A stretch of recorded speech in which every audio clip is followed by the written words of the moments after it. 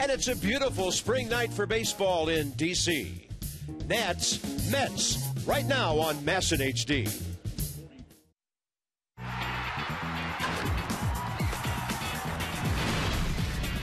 Washington Nationals baseball.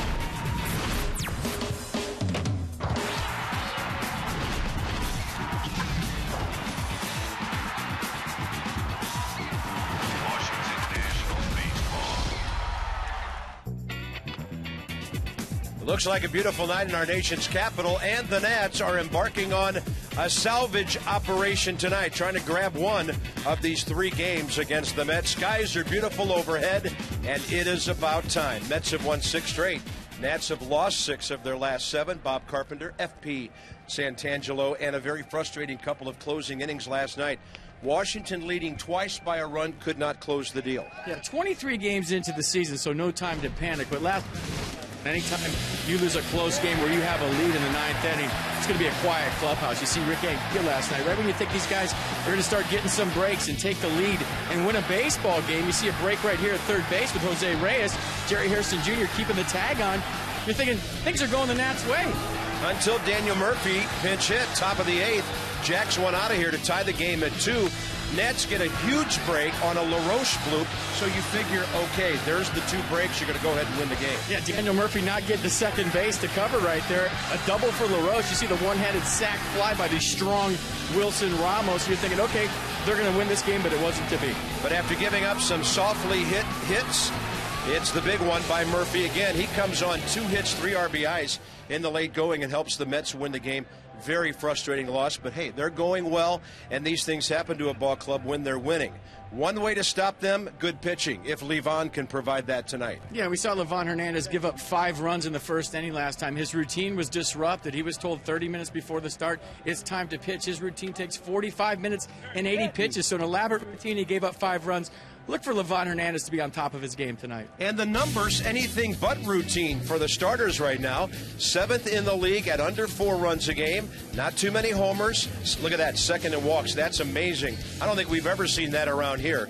But the run support is not there. Only 2 teams in the league worse. And here's Livan against some of the Mets who have seen him dozens of times. And that could be a good thing and it could be a bad thing, but for Livan Hernandez, he's such a veteran pitcher. He knows he's facing a lot of track record right there, so he'll know what to do against the Mets tonight.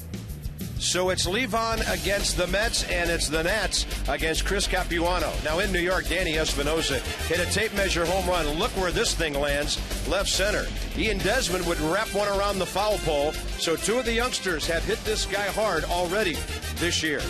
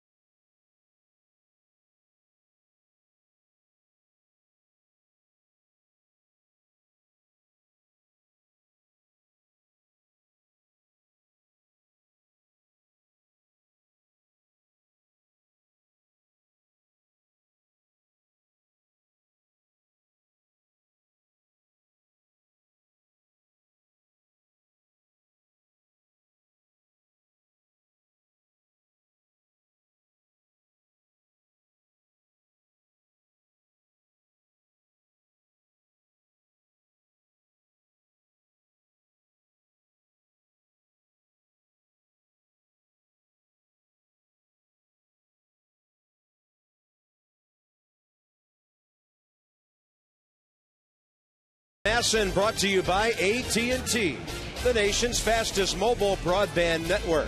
By Sonic, America's drive-in. It's new, it's better. It's the new Sonic Good. And by your local Lexus dealers. It's almost enough to make you break into song. We can see clearly now. The rain has gone. Beautiful night at the ballpark. Some breeze is blowing out toward the right field corner. Visit Train.com for an independent train comfort specialist dealer near you. It is hard to stop a train. Clear skies, 67 degrees. Baseball weather. And some game notes to go with first pitch here. Ramos and Espinosa, 294 against lefties. And the triumvirate of Ramos, Espinosa, and Desmond doing about as well as any young hitters in the league this year. Levon at home. Look at that microscopic ERA of 1.80. And the Nats, 11 homers by new guys. Second in all of baseball. They have a statistic for everything these days. That is reaching right there. New guys. Here's the Mets lineup. And Ike Davis is on that 9-game hitting streak. Over that time, he's 15 for 32. He's had 3 career hits against Livan Hernandez, and Ike is hitting .345. This is a great lineup, but when they get Angel Pagan back, they'll be even better. Willie Harris, the former Nat, in center field tonight. On the mound, Livan Hernandez, 451st career start.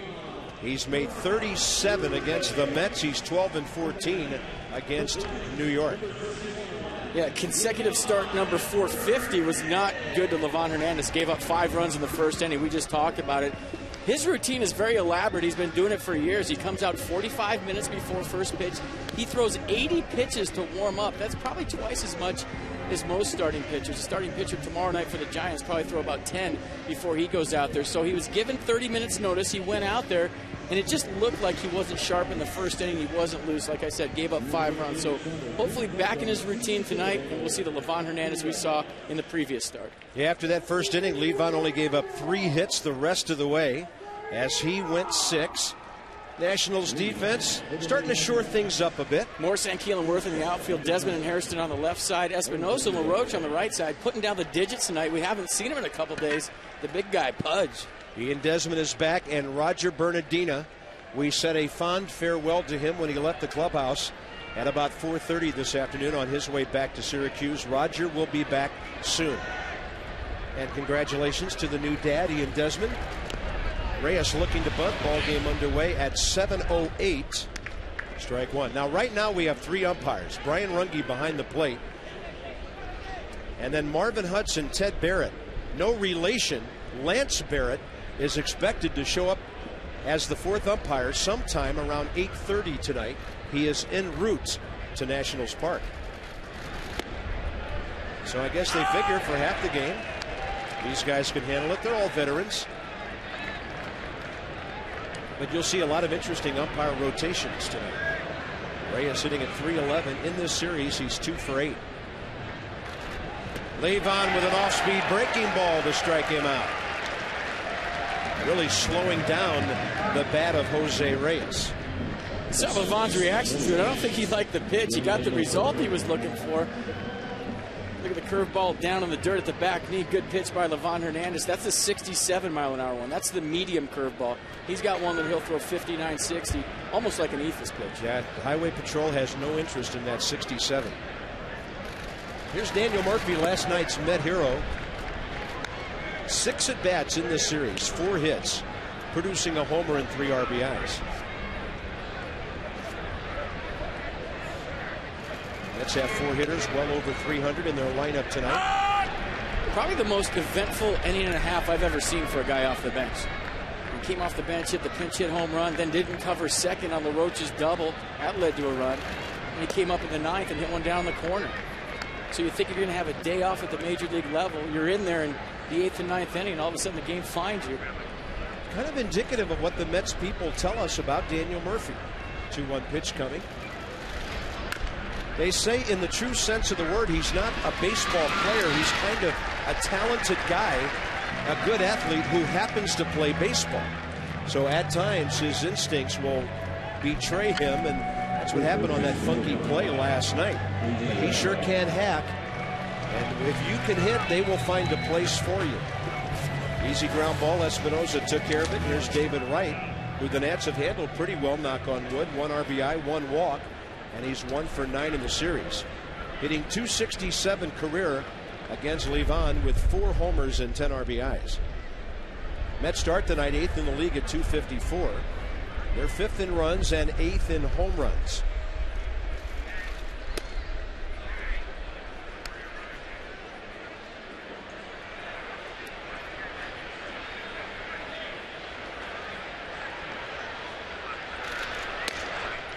Close to the outside corner. Very slow strike call by Brian Runge. Who does he think he is? Tim McClelland? The missing umpire, the slowest in baseball at balls and strikes. And Brian took his time there. And there's a foul, 1-2. Runge, good umpire, though, 13-year veteran. Maybe it's a little tribute. It might be.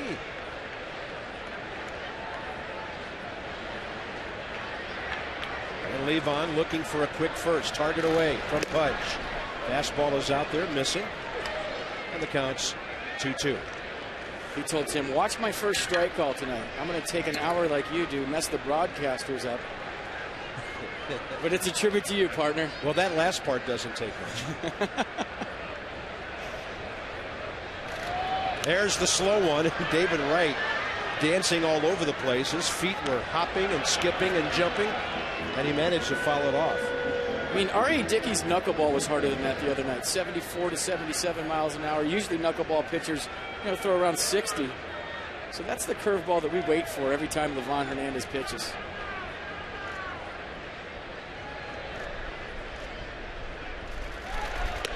And the fastball just a little up and away. Count goes full. And that's what he usually does. He'll throw that 60-mile-an-hour curveball. If he doesn't get an out with it, it speeds up his fastball. He'll usually follow with a backdoor sinker off of it. 84 looks like 94 after you see 60. David Wright hitting .247. And he hits one out to center field. ANKIEL is there, about 375 feet away. And Levon gets the 1-2-3, top of the first.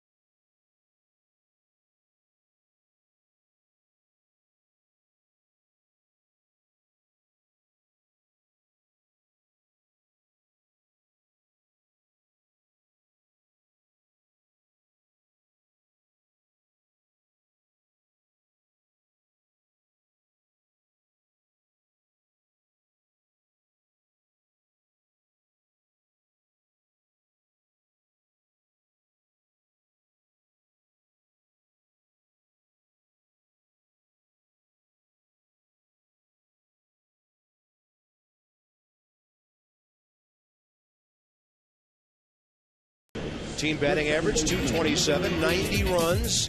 Nationals lineup packaged by the UPS store. We love logistics.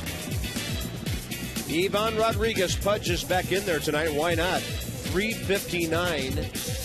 And how about that? 6th best all time. That is the 6th best of anybody in the Mets history against their pitching staff. And tonight it'll be Chris Capuano. He beat the Nationals in New York. ERA not very good. He's getting some run support in his 3 starts and then 2 other appearances in relief. Yeah, he picked up his 2nd win of the season last time out, a 9-1 win against Houston. Went 7 innings of 6-hit ball, struck out 4 and walked 2. Right-handed hitters this year against Capuano hitting .310. Good night to get right if you're Nats and You're right-handed hitter. Danny Espinosa 0 for 9 in this series. 0 for his last 14. Needing a base hit to get things going tonight. Against a pitcher he knows pretty well. CAPUANO, who once was really on his game in Milwaukee, an 18-game winner in 05, running that fastball away from him really well.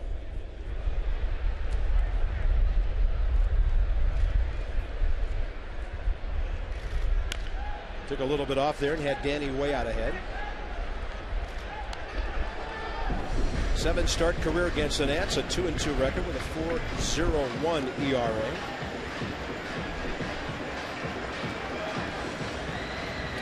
Left-hander ANKIEL, right-hander WERTH to follow, bottom of the first.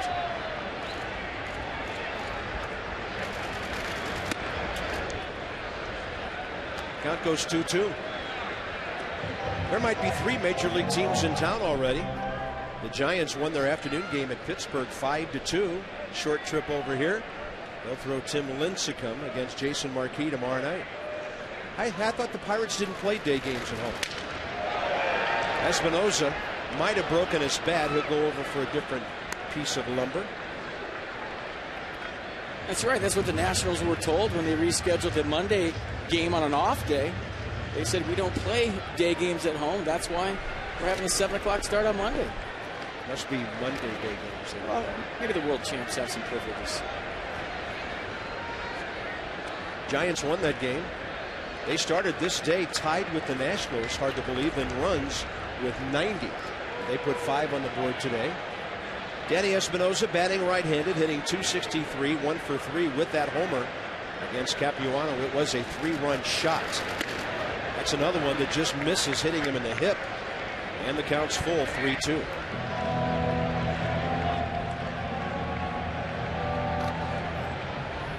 Time to get the bats warmed up because the Nationals will see serious starting pitching for the next 4 games after this. And I know what you're about to say, FP. Bring them on. Bring them on. It's big leagues. You can't duck anybody. That's a good pitching coming into town. You know, they battled Halladay till the end. Cliffley had their way with him, but hey, that's the way it is. You play in the big leagues, there are no days off as a major league hitter.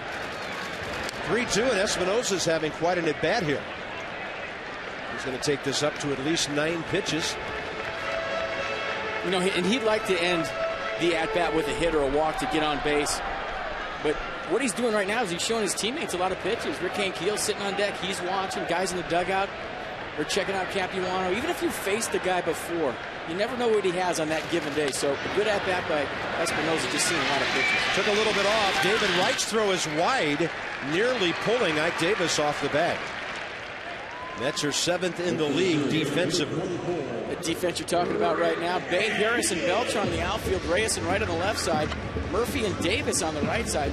The catch tonight for the Mets, Josh THOLE. Willie Harris, former Nat. He's got his game face on every day. Hope you enjoyed Debbie Taylor's pregame visit with him. Just another reason to catch Nats Extra, 6:30 every night. You never know when Debbie might be visiting the other locker room. Right at Willie's locker for an interview. That was good. Here's ANKIEL, 2 for 9 in this series. How about 3 for 10? They were playing him to pull, and he still got up between Davis and Murphy. And Rick ANKIEL is batting .300 in this series.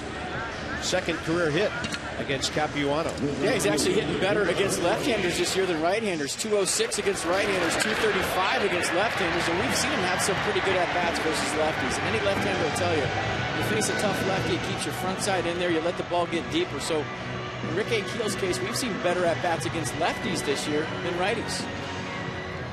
Jason WERTH also has 3 hits in this series. In 8 at-bats, a homer. CAPUANO, because of his changeup, can be tougher on right-handed batters. Here's a guy like WERTH who's only 1 for 7 career against him. And a strike call.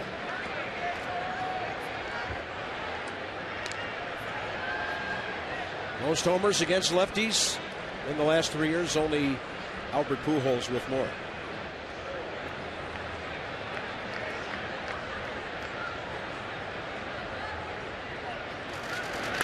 Off speed, slowed down Worth's bat. He hopes it gets out of play, but it won't. It's caught by Ike Davis right next to the tarp, 2 outs.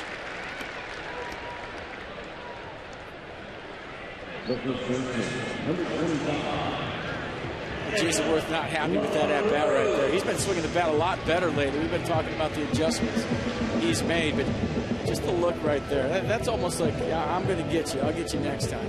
The body language from Jayson Worth the last week or so is much better than it was early in the season. And also on Nats Extra tonight, we saw Adam's dad, Dave LaRoche, who pitched for the Angels, the Twins, the Cubs, Indians, Yankees. 70s and 80s, had 126 big league saves.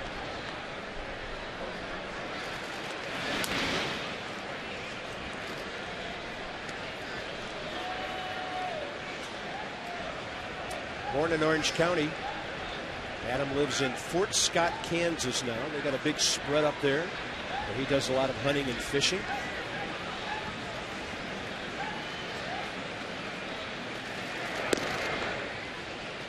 That's a fastball that tails to the inside corner. Adam 1 for 8 this series, hitting .221. And against Capuano, 2 for 7 career. And he's hunting for some knocks. There's no doubt about it right now. He got that bloop double last night. We talked about it with Michael Morse. Blooper here, blooper there. All of a sudden, helps you relax as a hitter and you do your thing. You get some cheapies to fall, all of a sudden you go up there and you're not thinking about results. You're just thinking about hitting. A lot of times early in the season, you look up there and you see a low average. You start to get in your own head a little bit. You know, I'm seeing that 221 on the board. I'm used to seeing 280, 290. And you're thinking about results. You're thinking about getting hits instead of the process to get hits. You get a blooper to drop in. Now all of a sudden you take a deep breath and just go up there and rate it. Target is away, well away. Adam has had a knack for getting on base. He has drawn 12 walks this year. So he's been on base 10 of his last 11 games and 18 of 21 so far this year.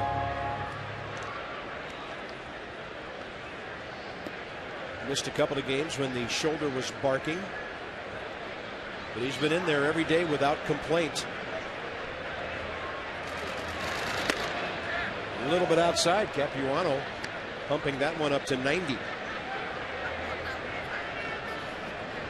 He's only had an ERA in his career twice under 4. That was the year he won 18 in Milwaukee, and then last year when he won just 4 games in 24 appearances, 9 starts. So he'll give up some runs. He breaks LaRoche's bat, and David Wright, that'll be unassisted for the third baseman at second base. Beautiful night on the Anacostia. The Masson Yacht having a nice outing this evening.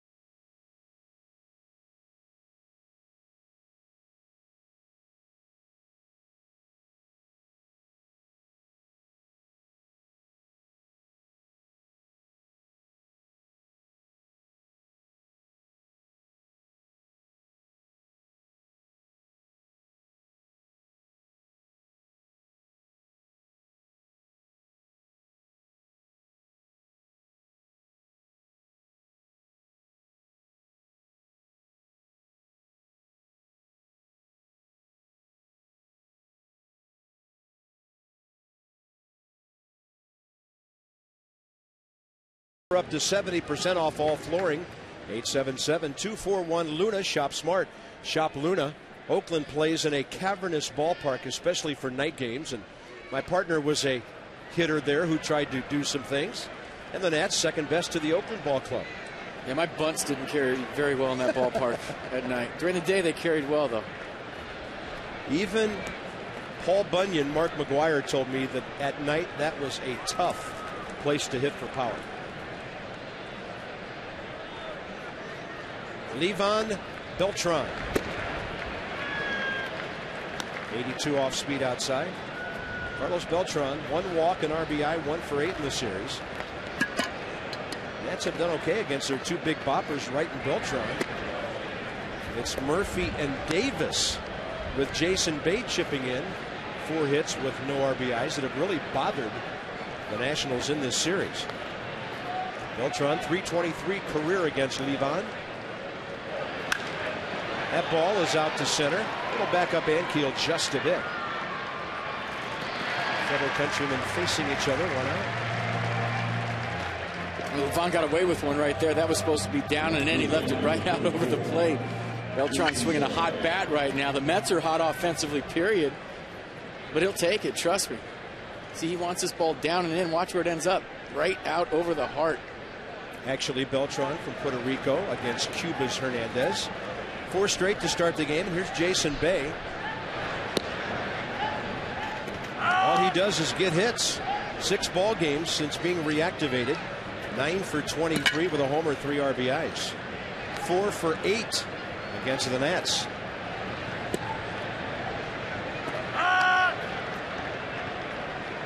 Ryan Runge emphatic on the strike call. And just a hair tardy, too. Evidently, the whole night is a tribute to Tim McClellan. Look at that slow one. Out to Desmond. He scoops and fires 2 outs. And I'm sure Ian wanted to get a touch on the ball early. Hasn't played in a couple of days. Back here after Chelsea had her baby down in Florida. This is the one we love right here. And I've been waiting for that one to be under 60 miles an hour all season long. And see what it does to a hitter? That's off the end of his bat. It is so hard to stay back on off-speed, period. But when it's 60 miles an hour, you see it out of his hand, you stride, you try to regroup. You can almost bring your foot back and start to swing over again. That thing's so slow. 55 miles an hour on that one. We might be estimating because the gun didn't register. Here's Ike Davis, 5 out of 8 with 3 runs in this series. And he's hitting .411 against right-handers. Levan keeping that ball down.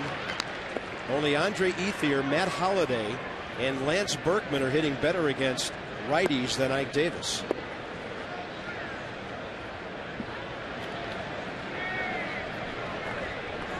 Top 7 in the league in RBIs.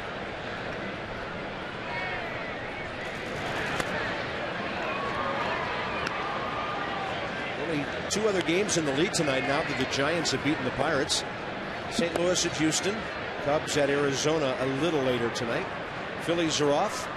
They had a good West Coast swing. In fact, the Mets are leaving here tonight and busing up to Philadelphia for a weekend series, and that's quite a rivalry. Philly, New York. Ike Davis didn't like that call.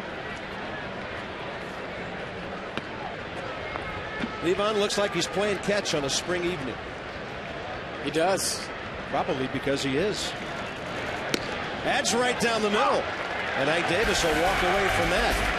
Levan with a couple of strikeouts. First 6 Mets in order to start his night.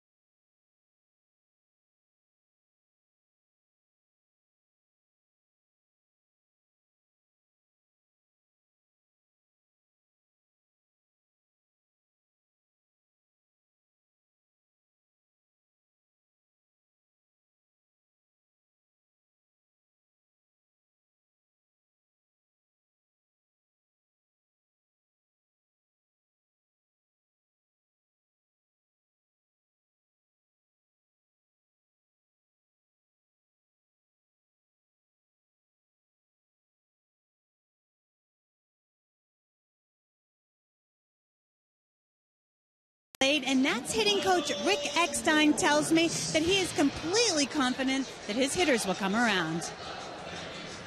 I really believe in the offense. We really haven't clicked up to what we know we're capable of doing, and but you know, it's the preparation that's going in, the work ethic, the attitude, everything that encompasses how we go about our day is in place now. I also asked Rick how much the team misses Ryan Zimmerman in the lineup, and he said to me, no excuses. Of course, when you're taking a premier hitter like Ryan out of the lineup, it's going to have an effect, but we are not going to use that as an excuse. He also has the intention that the guys have the mindset that things are going to turn around. Bob? Positive thinking needed, but nothing more needed than some line drives. Michael Morse 1 for 6 with an RBI. That was Debbie's sideline report, brought to you by AFCEA. Visit AFCEA.org, the association for IT pros. And the Nats are getting no hits up the middle these days because pitchers keep making outstanding plays on them. It's about 3 or 4 in this series. Check out the position that Capuano's in. If you're a kid at home, square to the batter, good fielding position, that's the way you want to do it. You don't want to do it like K-Rod. All right, I have a question for you, Mr. Ex-Major League hitter. Can this become a mental thing where you're trying to do too much in the cage and you're thinking too much about everything as opposed to going out there and see ball, hit ball? Absolutely. I mean, Felipe Alou used to say all the time, if you were slumping as a hitter, don't even take batting practice. Don't even pick up your bat. Just walk out and play the game. A lot of times you can get yourself deeper into a slump, A, if you start thinking about it too much, and B, if you work too hard. Now, if you're working too hard, all of a sudden your bat becomes heavier. You're in your own head. What did Jason Worth tell me before the game last night? He said, I'm just going to go out there like I'm playing wiffle ball in my backyard. And he did. He got a couple of hits. And sometimes you simplify the game. It's a lot easier. You make it harder than it has to be. Josh Thole wanted that 0-2 pitch to Desmond way upstairs, and he fouled it. And you just talked about Livan Hernandez playing catch. I mean, look at him. He goes out there with a game plan. He executes it pretty much every single time, but he keeps it simple. And I think a lot of times as an athlete, you go out there and you just start building condos in your head. You make it way harder than it is. So that's a great question, Bob. I mean, just go up there, see ball, hit ball. Don't think about your average. Don't think about results. Just try to square up some balls, get some strikes, put a good swing on it. 1 ball and 2 strikes to Desmond. And a little pop-up right side for Wright Davis. Sometimes the words of the old coach come back to mind when he says, don't think so much, you're hurting the ball club. And I can't speak for any of the hitters. You know, you talk to them every day during batting practice. I don't know if they're thinking too much right now. You know, it would seem that a couple of guys in the lineup might be pressing. But a lot of times you have so many scouting reports and so much info and so much video, you can really tie yourself up. Every once in a while, pick up the bat, rub some dirt on your hands, see ball, hit ball. 2 outs, bases empty. Jerry Hairston Jr. Jerry's had a pretty good series. He's been on base 4 times. 3 for 7 with a walk. That ball right near the tarp and beyond, and right onto the platform.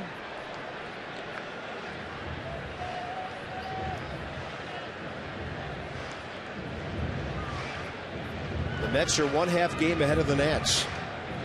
New York 4th place, Washington right behind, 11 and 13, 10 and 13 respectively. Pudge is next as Washington looks for a W tonight going into a tough weekend series. Capuano getting ahead right now. He had Desmond 0-2, and after getting ahead of Hairston, evens the count with a fastball away.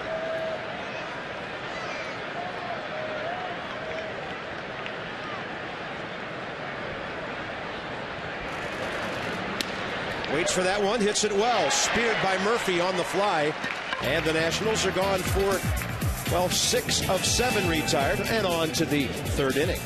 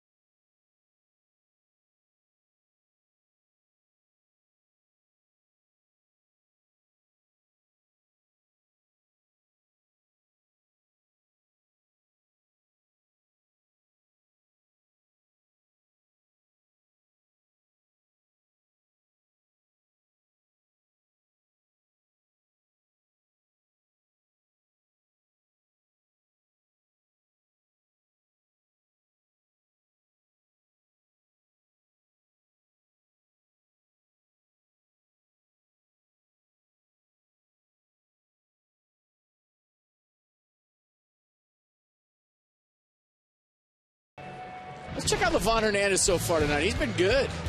Gave up 5 runs against Pittsburgh his last start, but look at the location. He's been dealing a good tempo down the zone. There's the Ephus curveball that I wish he would throw more because it's fun to watch.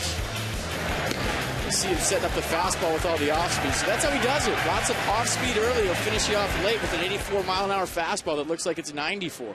Especially here at home where Livan has an ERA of 1.80. Top third, Josh Thole, the catcher. Hitting .221, but a heavy .221 with 8 RBIs. 4 of them in this series. He had a career-high 3 in Game 1 Tuesday night. 24-year-old catcher from Breeze, Illinois.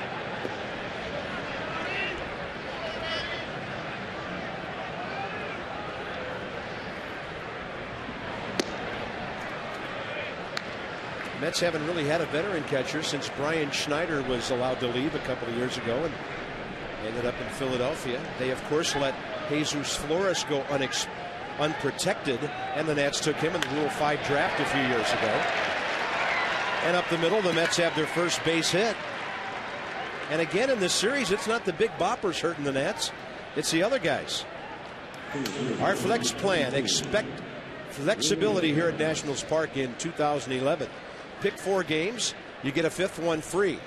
Go to nationals.com/Grand Slam for tickets. Plans start at $60. Do the math. It's a great deal. Another Miller Lite party night getting underway tonight. 2 more of those this weekend. Harris Teeter Family Fun Days over the weekend, Saturday, Sunday. Here's Willie Harris. Willie had a damaging bunt base hit in that 9th inning last night when he was trying to sacrifice. So 1 for 2 hit by a pitch in this series. And FP, as you talked to Jerry Hairston about that play, the Nats had a play on for that bunt last night that had a little thing going on in the infield when things didn't work out the way they planned. Yeah, we were talking that Jerry Hairston Jr. should have fielded that baseball on the air. I talked to Jerry during batting practice today. He said the play was that Sean Burnett was supposed to cover the line because he's a lefty and that's the way he falls off the mound. He was supposed to go over and get that unless it was bunted hard enough or Hairston had to field it. Big part of the ball game last night. Burnett slid into that ball and he couldn't throw back to first base to get the out. All of a sudden, he had bases loaded, nobody out. And you know what was so huge about it? If you get the out there, the next 2 batters made outs. The fly ball by Hu, which turned out to be a sac fly, and then Thole. Could have been a 1-run inning, maybe none. Everything that could go wrong did in that inning for the Nats. Well, I guess it's only fitting that a guy named Murphy batted in that inning because Murphy's Law was at work for the Nats in that nightmare last night. In fact, he batted in the 8th and the 9th. Willie got the bunt down. And when you do fundamental things right, like bunts on the ground, with men on base late in the ball game, good things happen for your ball club. Off speed, Willie hits it off the ground, then his foot, and the count's even 2-2. You know, also goes back to our conversation about hitting. Sometimes you can put too many plays on and outthink yourself on defense. In that situation, you got to get it out. It doesn't matter how you get it, whether the third baseman fields it, the pitcher fields it, whether the catcher runs out and throws somebody out. You have to get it out right there. And they just didn't do it. It wasn't for lack of effort. Burnett was off the mound like a cat. He just couldn't make the play. 2-2 to Willie Harris. Target in. There's a double play ball. Desmond can do it himself with a 6-3. Bases wiped clean for 2 outs here in the 3rd. Livan Hernandez's misses tonight have been down in the strike zone. I mean, that's a good sign. If he's missed before and he's got hit hard, it's been up in the strike zone. You see the pitch to Harris right there, just a 2-seamer. Runs out over the plate, and Ian Desmond ready for the ground ball. Gets the unassisted double play. Nationals turn their 22nd double play of the year. Chris Capuano airing things out. He's 2 for 5. Feeling a little frisky with that bat. Pretty good hitter, a 158 career hitter with a home run.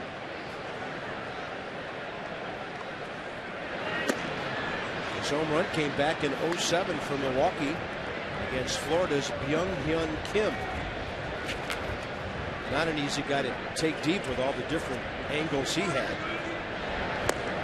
Levon slips one by him. 1 ball, 2 strikes. It looks like Chris Capuano really enjoys swinging the bat. That's one of the best pitches Levon has thrown tonight. Did you see the bottom drop out of that sinker? 84 miles an hour. It got in the hitting zone.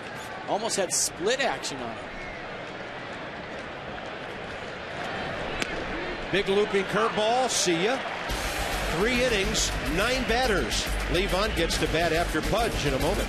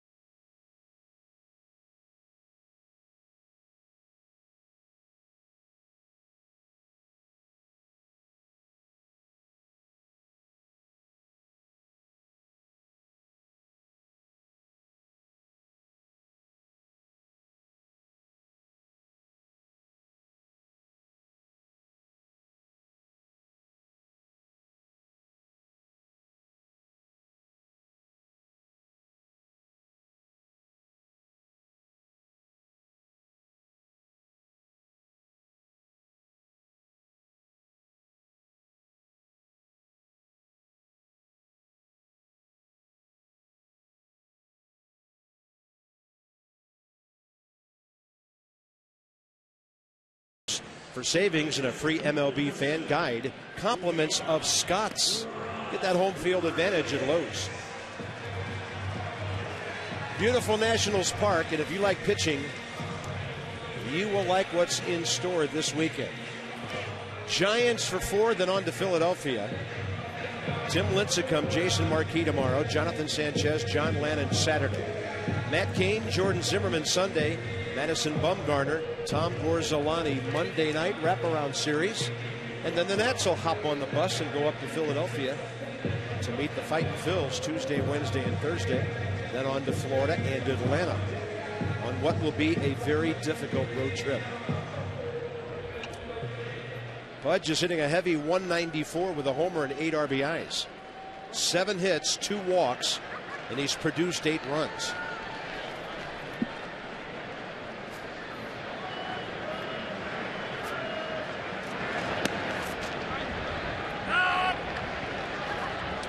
.310 career home runs, 1,321 RBIs.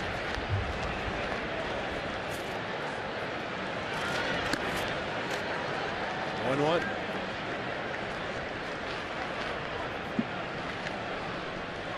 Batting average of just under 300.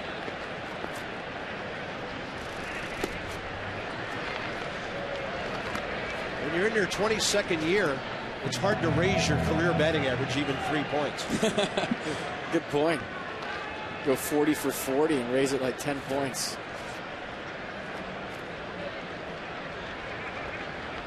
Target way out there. Pudge to protect. Bumps it out of play. He hit 300 8 consecutive years for the Rangers from 95 to 02. His last 8 of his 12 years there. He hit 20 homers 5 times, had 100 RBIs once.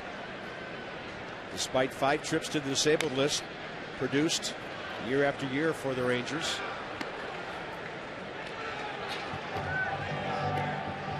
An amazing career for the young man from Vega Baja, Puerto Rico.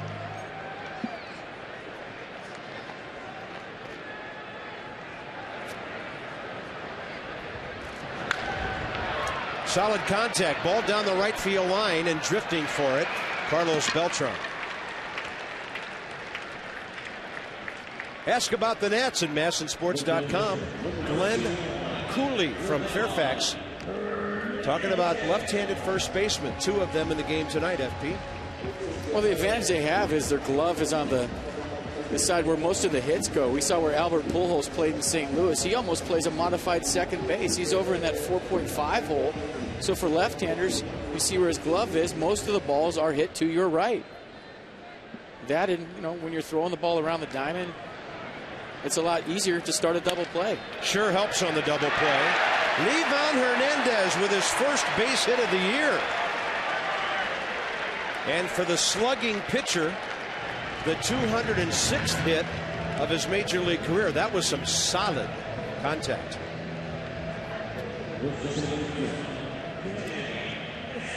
Aggressive swing from Livan Hernandez right there. Almost a Ichiro style, running and hitting at the same time. Let's break down Livan's swing. Hands back, maybe a little bit out on his front foot, but we always talk about what a great athlete he is, what great hand-eye coordination.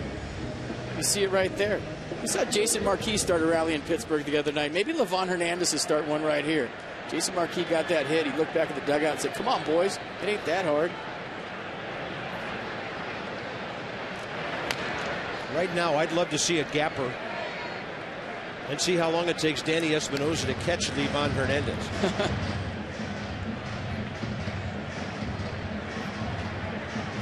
Big gaps in this ballpark, especially way out in left center beyond the 377 mark. But Nationals Park was designed to be a very fair park. No real quirks about it. No goofy cutouts or anything. Plays fair for everybody on both sides. Now, Citi Field has that huge wall out in left center. That didn't keep Danny Espinosa from losing one. And that was one of the harder balls we've seen hit all year, just a knockdown 2-iron to left center. You see how they're pitching Espinosa tonight. Mostly away early in the count. Maybe he comes in hard with 2 strikes because that's what he does. But they're remembering that home run. All speed on 0-2. When you've hit a ball that hard off somebody, trust me, they remember it. And they're going to go somewhere else in the sequence, and they went to give up that home run. We saw the fastball right down the middle there to Espinosa in New York. And everything from Capuano tonight to Espinosa's been away. You know, his first 2 major league homers were opposite field. One hitting right-handed in Pittsburgh, and the other one hitting left-handed here. But he will come in with 2 strikes, and if he doesn't get it in there, we've seen Danny Espinosa with way more pop from the right side than from the left side. 1-2 with a runner aboard, 1 out. They play behind Livan. Espinosa takes a high, tight fastball. 2-2.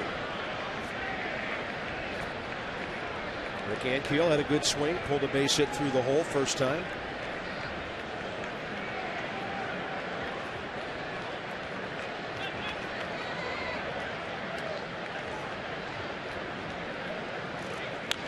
Espinosa, little pop-up, severely jammed.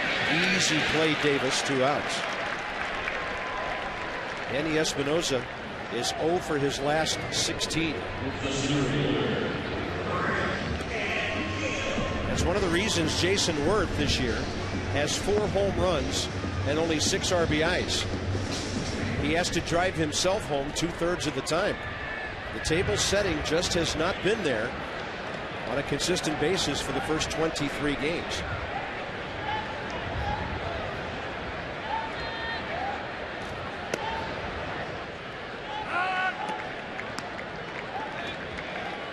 Ankiel 3 for 10 in this series.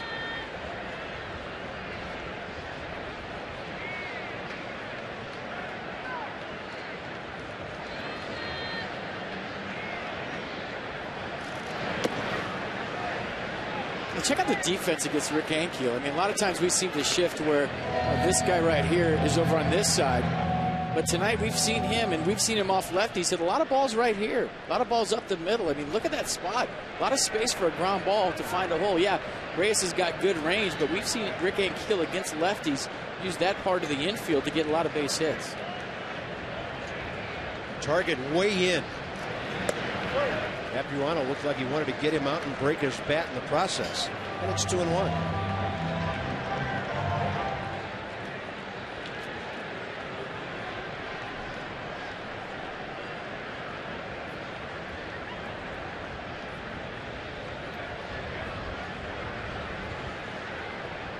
Target up and in. ANKIEL right through that hole. All right, draw where the next one's going, will you? Nats need an RBI. Draw one in the seats for Jason Worth. Didn't know I was sitting next to F.P. Rembrandt up here. Well, I just go crazy watching these shifts all the time. We saw the Brewers put 12 guys on one side of the infield, nobody on the other side. And I just think a lot of coaches have not a lot to do during the day at their hotel, so when they get to the ballpark, they want to put on shifts. Watch a movie, go for a walk. There is way too much information floating around the major league level for these coaches. I mean, it's all the rage now. Put shifts on against everybody. It used to be just Bonds and the big boys, and now Rick Ankiel's getting shifts. We'll probably play a shift on Levon next time after what he did. Here's Worth, who fouled out first time. Nets have 2 runners aboard. This is the man you would want at the plate in a scoreless game, third night of a series when you've lost 2 in a row. It's early, but a statement to be made here.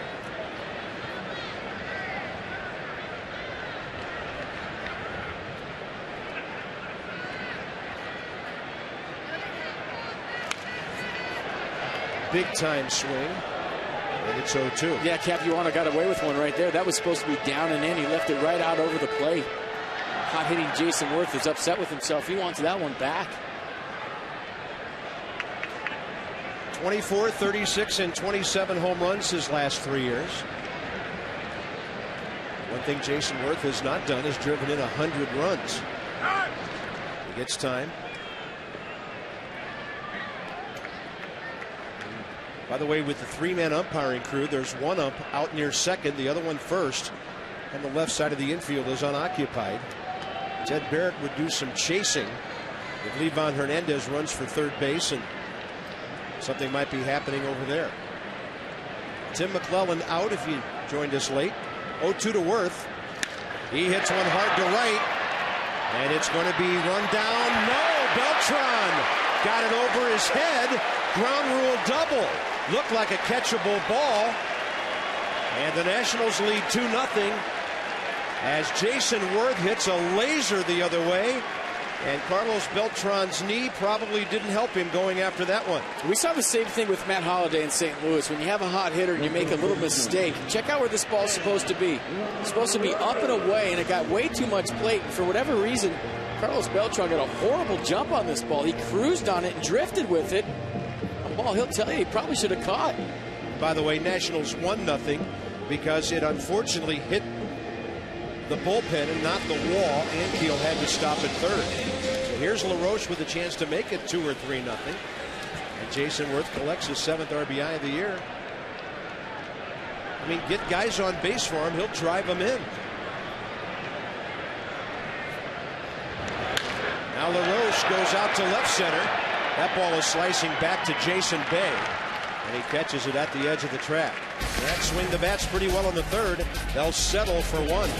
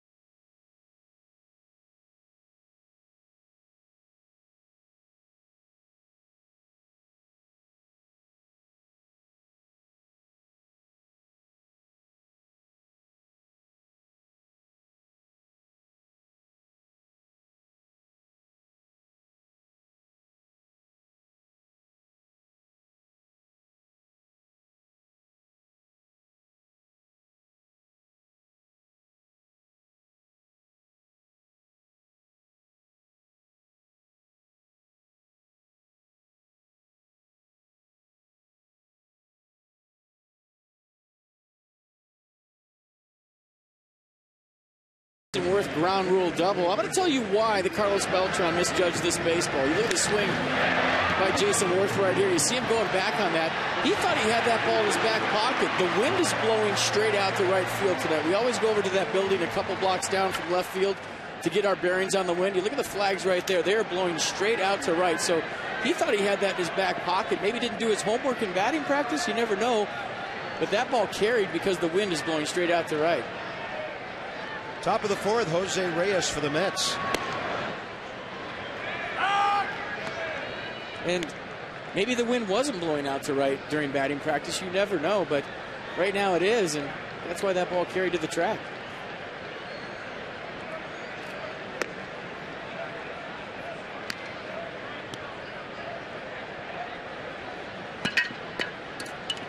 It's a short wall out there in front of the bullpen. And the ball bouncing over the wall cost the Nats a run.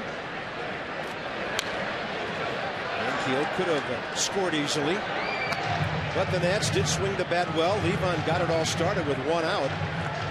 Hasn't been too many times lately when Washington put 3 hits in 1 inning. So it's Reyes, Murphy, and Wright here in the top of the fourth. Target up and in. And Reyes checks one to right field.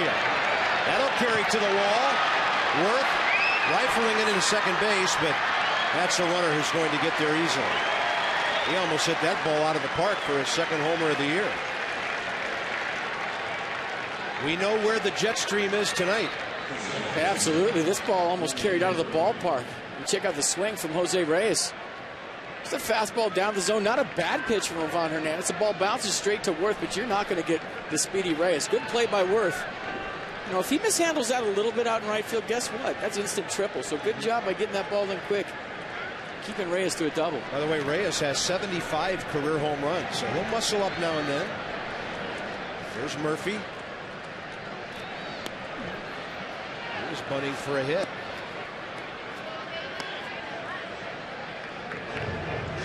That's the old, I'm going to bunt for a hit, and if I mess up, they're going to give me a sacrifice. By the way, we got a little bit of help on that Jacksonville State thing the other day. That school is in Alabama, not to be confused with Jacksonville University in Florida. That makes sense.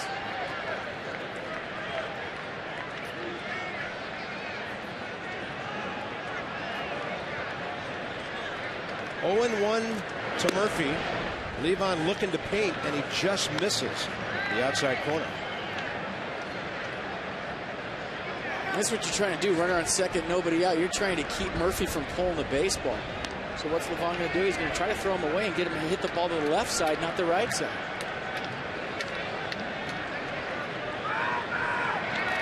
Daylight play, dangerous play.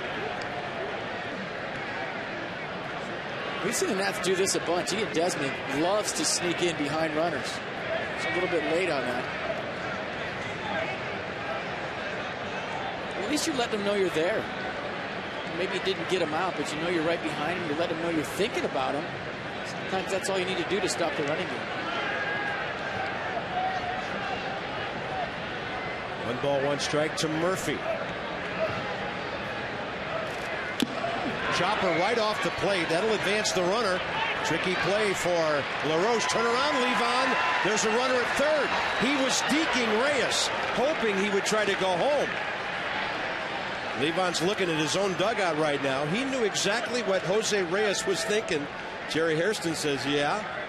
And Levon was baiting him to wander too far beyond third base. The game within the game. It's always interesting with Ivan Hernandez. A nice play on the spinning ball by LaRoche.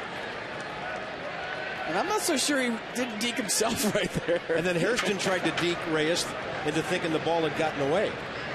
I think Levon knew exactly what he was doing there. Runner at third. That's the tying run with one out for David Wright. Just amazing how speed changes in the game.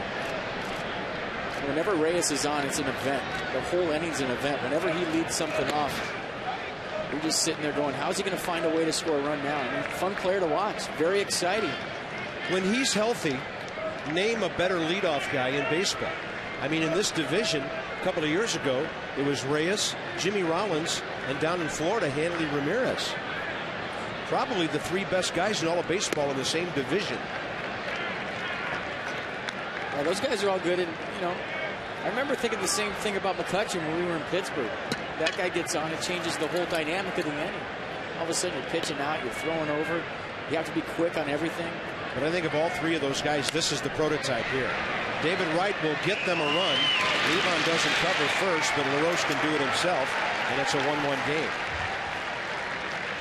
Good thing that ball wasn't hit any further away from the bag, because Adam LaRoche would not have had a play.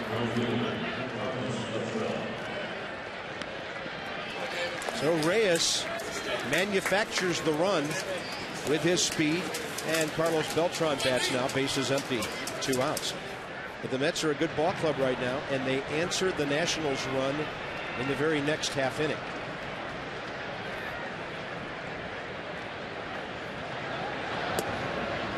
On the corner, side door breaking ball, a beauty. Beltran flied to center first time.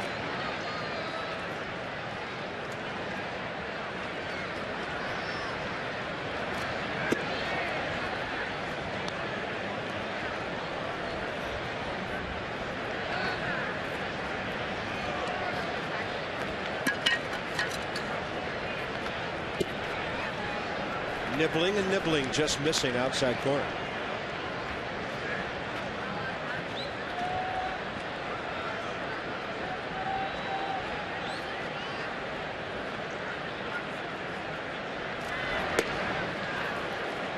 He's not going to let these big guys pull the ball. He's not going to let the big guys beat him either. Livan Hernandez, every time he pitches, he might be waiting for somebody in the dugout right now. He doesn't give in to guys. If he doesn't feel comfortable in a counter and a pitch, he'll just move on to the next hitter, maybe 2 hitters away. Missing, 2-out walk, his first. Bringing up Jason Bay. Just into the 8 o'clock hour here. Beautiful night, Nationals Park. 67 degrees, clear skies in our nation's capital. Bob, FP, and Debbie with you on Masson 2 HD. 3rd of 3 with the Mets. The world champions are in town. They'll be here on the field tomorrow night. Jason Bay bounced out to short. First time up. Target away. Didn't get it out far enough. He hits it a ton. ANKIEL looking for it in the twilight, and he finds the ball. Mets tie the game with Reyes speeding around the bases.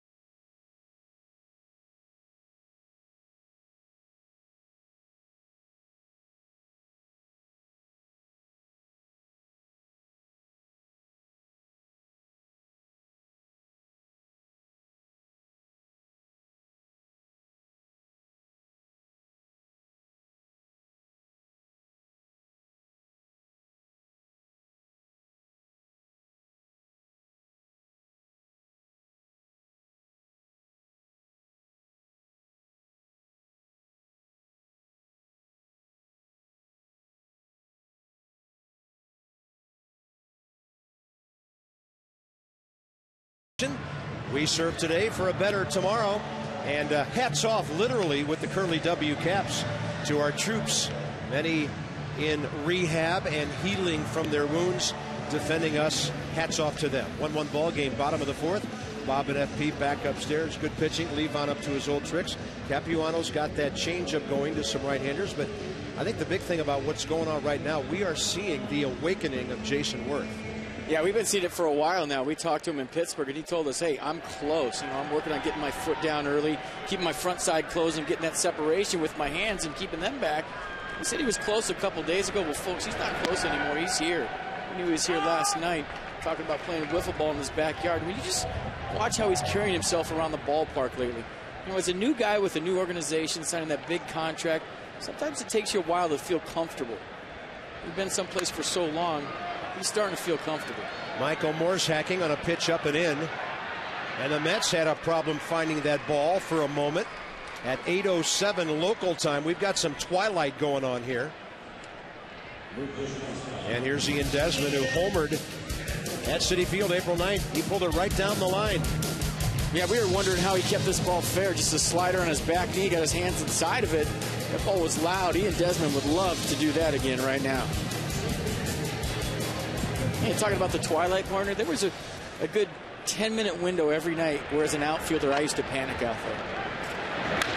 That ball is well hit by Desmond.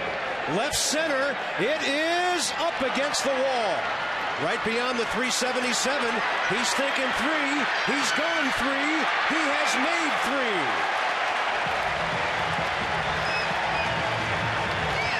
And I know you know this. When you hit a triple, you hit it when you're just leaving the batter's box. Absolutely. He was flying out of the batter's box, but he squared this ball up, and he almost hit the home run that we just showed. Almost the same swing. This one to left center field. So there was a lot of speculation before he had his first child that there was a lot on his mind. You're seeing Ian Desmond maybe a little more free and easy now. A little more relaxed. That's a great swing.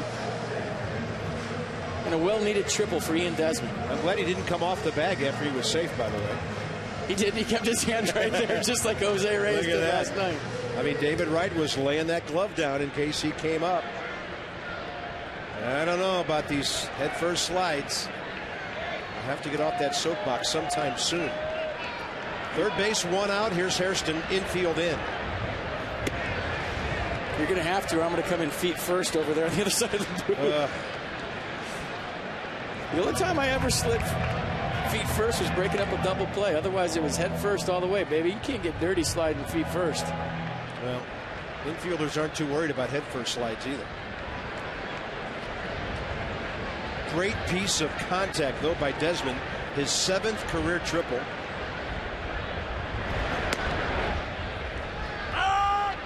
Just watch how David Wright lays the glove down, keeps it on him, just in case Desmond loses the bag after flopping in. That is so cool to see the Superman dive in Exmo. That's what I'm talking about. I love head first slides, so we will agree to disagree all season long on that. All right.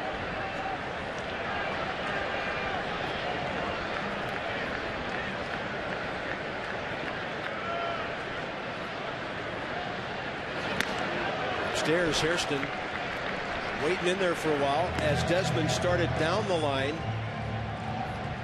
trying to distract the pitcher, maybe cause a flinch for a balk. A squeeze alert right now. Good count to do it. 2-1. Bo Porter just walked over to Desmond, said something in his ear. If you're going to do it, this is a count to do it. Hairston, a good bunter.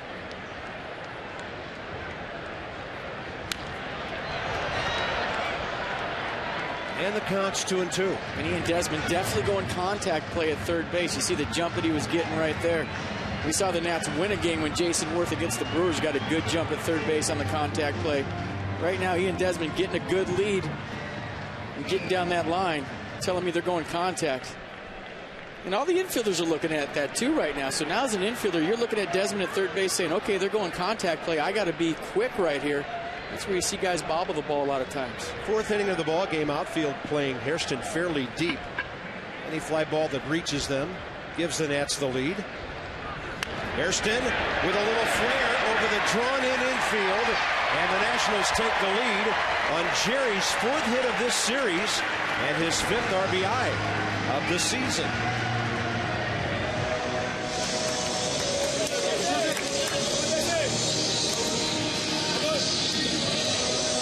It doesn't have to be pretty. Reyes just got to get the job done. Check out the swing from Hairston right here, just staying inside the baseball. You roll over that ball, it's 5-3, and you don't get the run in. He stayed inside the baseball right there, gave himself a fighting chance. Knock, stake. And that's leading 2-1. And since he's at first, Pudge gets some hitting room on the right side. Although Daniel Murphy is not cheating at second base that far up the middle. They know Rodriguez hits into a lot of double plays. Pudge has to really be patient here. Mindful of the changeup from the left-hander. That might be the pitch to take over there. CAPUANO suddenly aware of the runner. They're aware of a hit-and-run situation. Whenever you have a pitcher like Livan Hernandez on deck that can handle the bat, you can go hit and run right here. I saw the other day Jim Riggleman came out early and was working with the base runners. He was upset because they've been tipping off the hit and run. They've been jabbing towards second base on throwovers where he's had to wipe it off. How about that time? Hairston running. Throw launched by Beltran. And now Hairston has to get back, and he does. Nationals playing some exciting baseball on a perfectly placed single by Pudge Rodriguez. Nicely done. You see, now I got Livan Hernandez here in a run-scoring situation. Look at Hairston. He didn't tip it off on the throwover. That allowed Jim Riggleman to keep the hit and run on. A lot of times, managers throw over to first base to see if the runner's going. If you jab it all to second base, you flinch a little bit, the manager has to wipe it off. He was out here at 2:30 2 days ago, had about 8 guys at first base and was working with their leadoffs. He said, guys, we're tipping off the hit and run too much. You're not allowing me to put it on. When you jab step back, you're telling the other team that, look, the hit and run is on. So they worked on it. You saw the throw over from CAPUANO, the pitch before that. Jerry Hairston Jr. did a nice job of just going back to the base, not tipping it off. What do? You keep the hit and run on, first and third, 1 out. Little things. And the Nationals right now have to do little things to win baseball games when you're not swinging the bat. Swinging the bat pretty well the last 2 innings. By the way, Pudge is back over 200 at 211 with that hit. Livan Hernandez is the hitter. He can bunt. He can hack.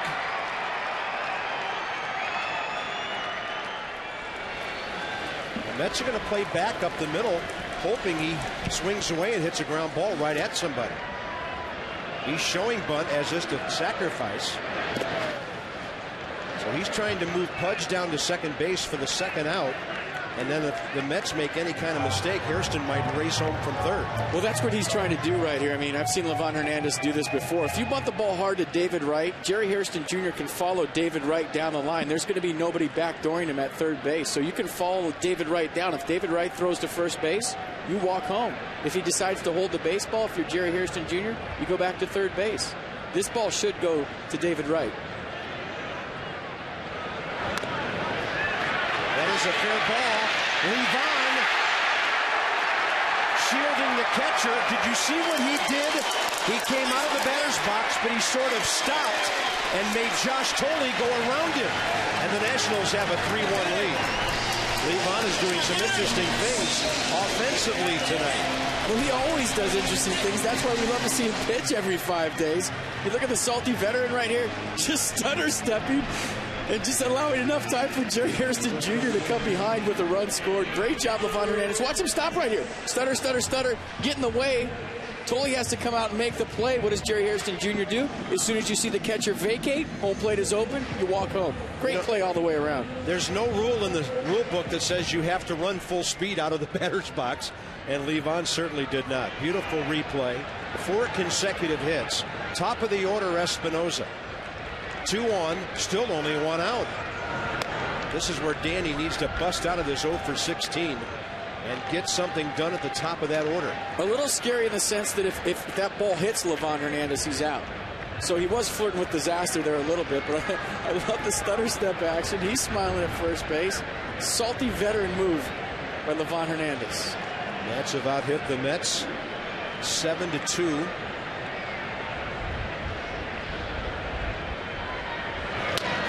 That ball left side, it'll bounce through. Pudge had to retreat back toward the bag because it was hit in front of him. And the Nationals have the bases loaded. Well, it was a force out at third base. He should have ran either way. I mean, you have to go on that ball. True. Unless it's a line drive.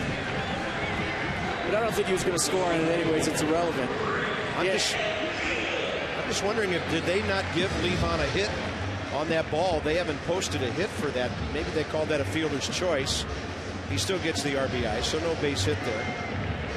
But still only one out, and now you've got ANKIEL.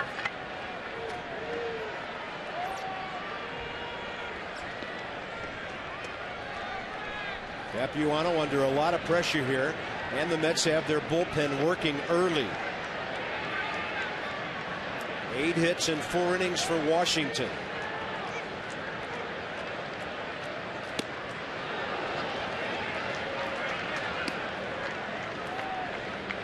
Here's our base bunch. How good does that look? We haven't seen that in a while. Levon still telling Jose Reyes about that last play with him at the bat.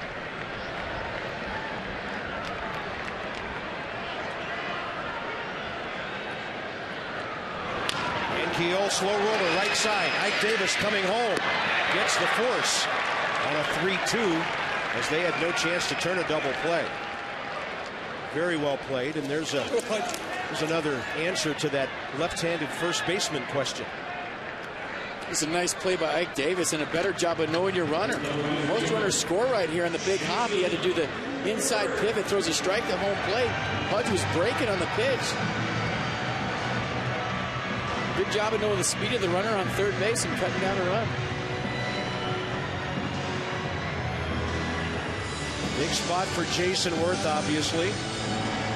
He doubled a run home with a line drive over Beltran's head last time.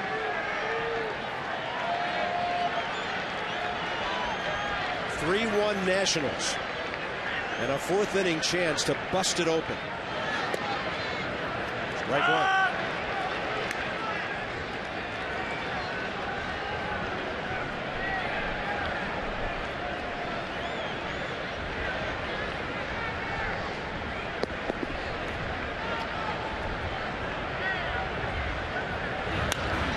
Right side. Looks to me like Carlos Beltran may be just a shade deeper than he was last time. And even after the double to right field over Beltran's head last time, they're still trying JAYSON WERTH away. A lot of times you'll see guys come in after you hit a ball over the right fielder's head. He might come in with 2 strikes, but staying away from the power of JAYSON WERTH. Go up and in for the strikeout. Nationals pick up 2 runs. The Mets keep it from being a big inning. 3-1 Washington.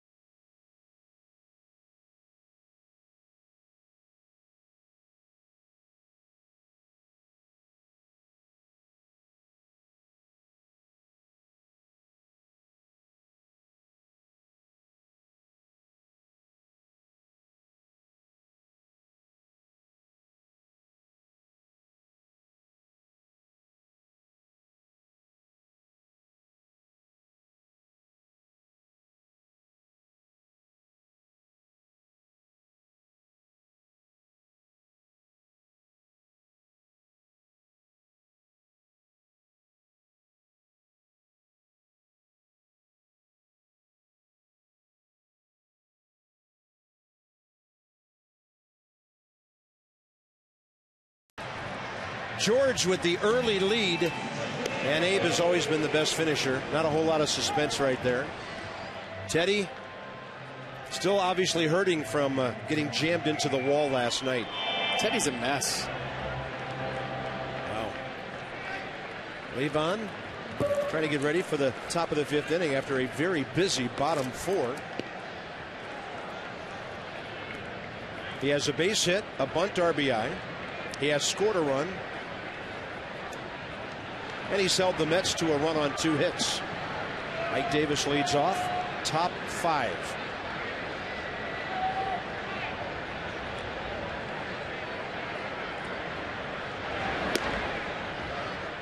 Looking over some numbers last night after the game. The Nationals have only had 2 games all year where they stranded double-figure runners, and those were 2 of the first 4 games of the year.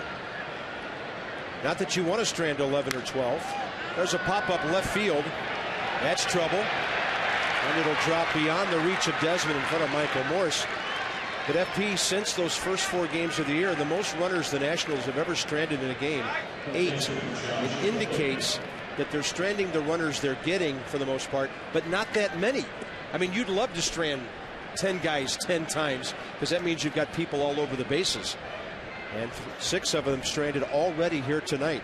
So it's kind of a combination of not getting enough guys on and then stranding the ones that are on. A little frustrating. I guess it's better to strand a lot of runners than none at all. But that could mean you're picking them up. So, that could mean whatever you want it to mean, I guess. If you're not stranding runners, you're picking them all up. If you're stranding runners, I'm confused. Well, I think my point is they stranded 10 runners, enough runners to strand double figures 2 of the first 4 games. Since then, the opportunities have been few and far between. Ball 1 to Josh Thole. Fastball low. Now let's see the Mets. Another good ball club, having a good streak, 6 in a row. Do they come right back here in the 5th inning and answer? As long as Livan Hernandez keeps that ball down in the zone, he's going to get the ground ball he's looking for. That ball rifled up the middle. So Davis and Thole go back-to-back here in the 5th inning.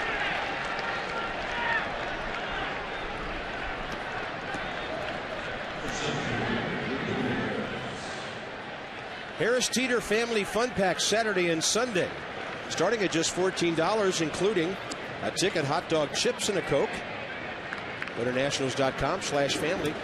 And if you haven't noticed on the schedule, we have a unique starting time of 4:05 for the Nationals and the Giants on Saturday.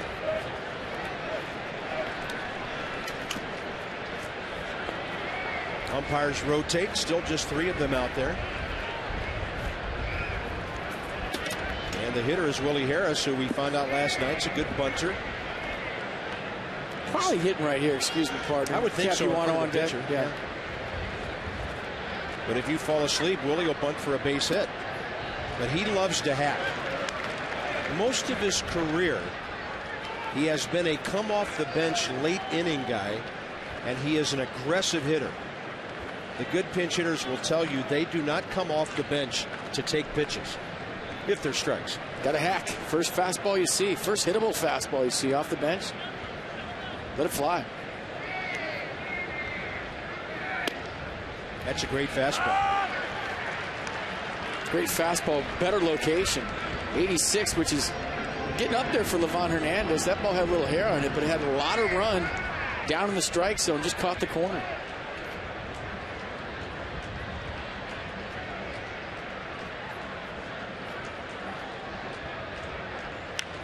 Willie got jammed and pops it up. Right behind the plate, Pudge, ejecting the mask. A play he's made hundreds of times for the first out.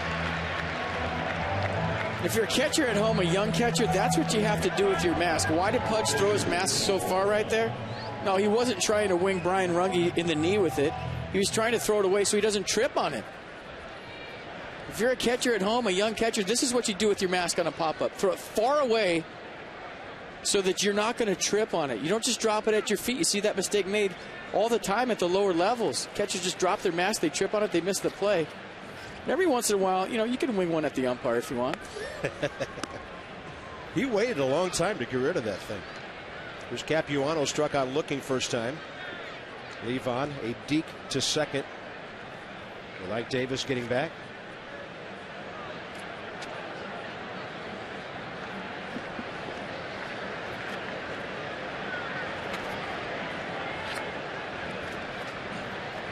(3-1) Nationals, top of the 5th inning. Mets put the first 2 men on.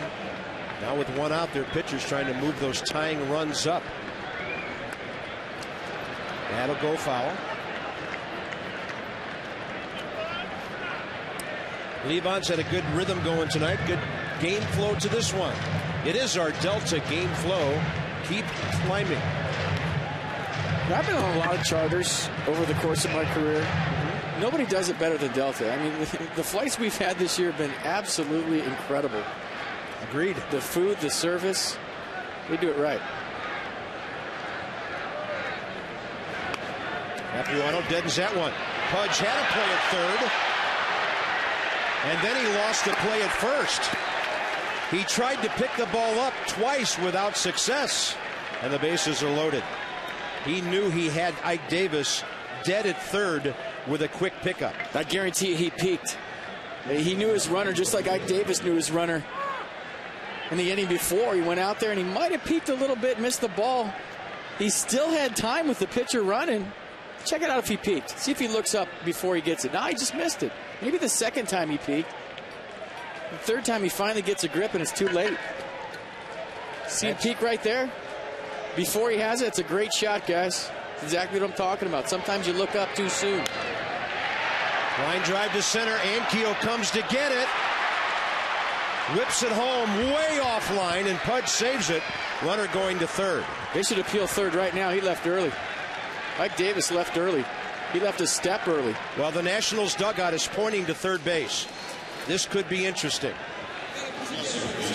I don't know with a 3-man crew if they caught it, though. I'm not going to write down sac fly just yet. This is where if Tim McClellan was here, you see this play, a 3-man crew. I don't know if they're going to get it.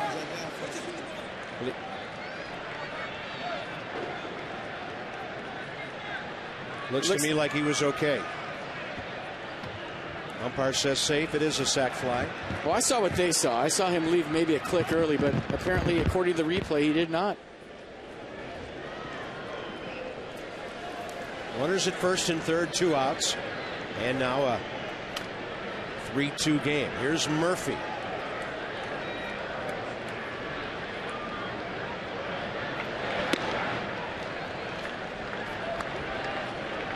Last night, the Nationals scored runs in the 4th and the 5th, and the Mets did not answer. But then they scored in the 8th, the Nats scored in the bottom of the 8th, and then they answered with the big inning. And tonight, twice now, they've answered immediately with a run when Washington has scored. Tough to get shutdown innings against this ball club the way it's hitting right now. Josh Thole at third, Chris Capuano first base.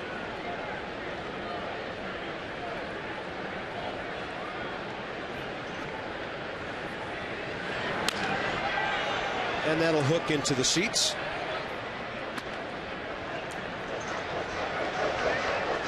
Yeah, we forgot about the great catch by Rick Ankiel. He's so concerned about Ike Davis maybe leaving a hair early. That is not an easzy play, folks. The hardest play for an outfielder is a low line drive right at you. I mean, that had base hit written all over it. Rick Ankiel, nice job on a first step jump to be able to make that play.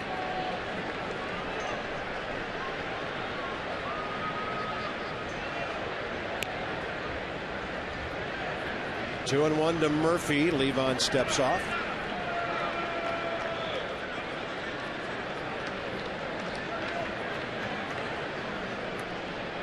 Look how good he's been. 2 outs. And runners in scoring position. A .500 hitter with 6 RBIs. A really slow one fouled back. That's the first one I've seen below 60. I've been waiting for that every single Levon Hernandez start. That one was 58 miles an hour. Let's check it out. This, folks, is tough to hit. I mean, you just can't stay back. A 2-1 pitch, you're geared up for a fastball. Get a 58 mile an hour ephus curveball. Throw it again. Bounce it.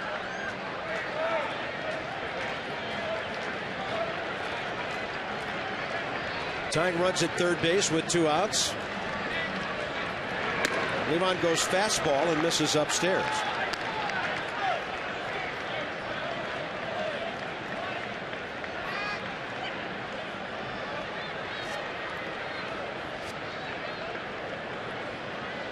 Any runs the Mets score in this inning will be unearned because of Pudge's error. Runner going off first, doesn't matter, as Murphy is frozen on a high fastball. Mets get a run. Adam LaRoche, Michael Morse, and Ian Desmond ahead. It's a 3-2 Nats lead.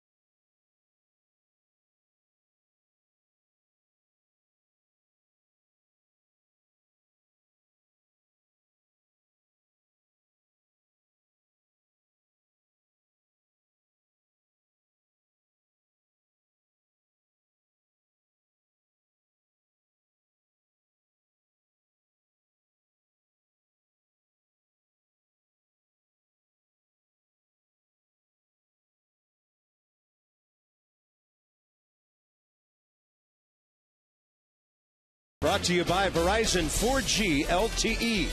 Rule the air on the most advanced 4G network in the world. Do we have enough going on in this game or what? Halfway through, 3-2 Nats. Capuano roughed up 8 hits, 3 runs in 4 innings. Rick Ankiel has a multi-hit game. Nats have 8 base hits. Levon has one of them. He has scored a run, driven one in, pitched fairly well. Let's go back to the bottom of the 4th. It all started with the Ian Desmond triple to hit the bottom of the fence. This ball's absolutely smoked. You see the hustle right out of the box? That's what made the triple. And Jerry Hairston Jr. had a single. Remember that Pudge Rodriguez hit and run. All to set up Twinkle Toes Levo right here with a bunt in the RBI. Great job, Levon Hernandez. That's called playing the game. Smiles everywhere. Big 2-run inning for the Nats. He is a thinking man out there. Probably because of his demeanor and his size, 6'2", 245 he's listed. He doesn't get the credit he deserves for being a very good athlete. You know what he is? He's entertaining. I mean, why wouldn't you come to watch this guy pitch every 5th day? And whatever he does, it's entertaining. Whether he's hitting, whether he's pitching, whether he's running the bases. I mean, just a throwback. We can't wait for his start every 5th day. And then he makes us wait a little longer. Tonight's 7:05 game started at 7:08. He's got his routine. He's been known to go to 7:10 before first pitch before. You know what that's called? Cuban time. That's my time, man. He's taking his time. Adam LaRoche 0 for 2 tonight, 1 for 10 in the series.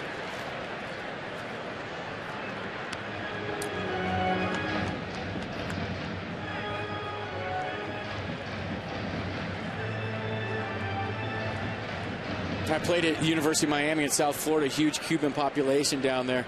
Had tons of friends that used to invite me over to dinner. They used to call it Cuban time, and it meant you were 30 minutes late to everything. Levon Hernandez, that's just his way. Very relaxed, very suave, and he just goes on his own program. That's why we love him so much.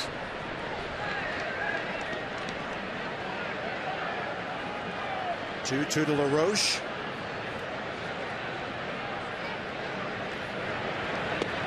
Off speed.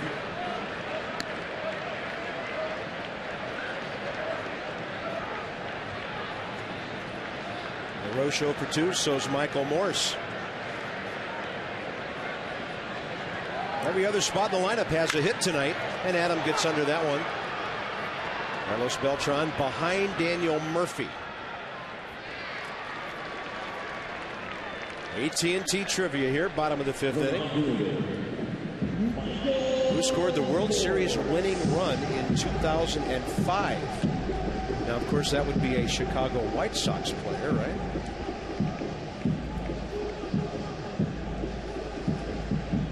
Would that be somebody on the Nats?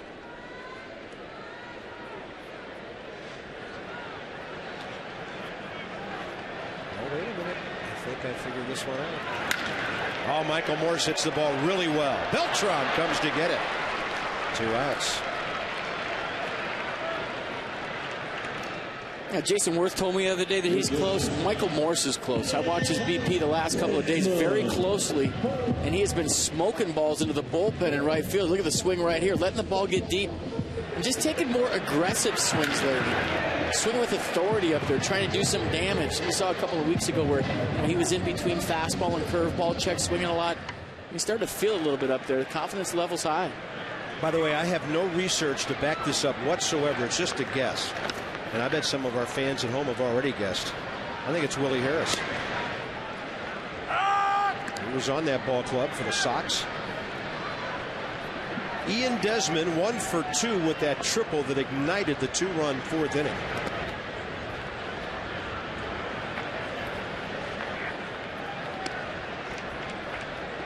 Capuano working very quickly here. He's feeling some momentum, retiring 4 batters in a row since Espinosa's base hit.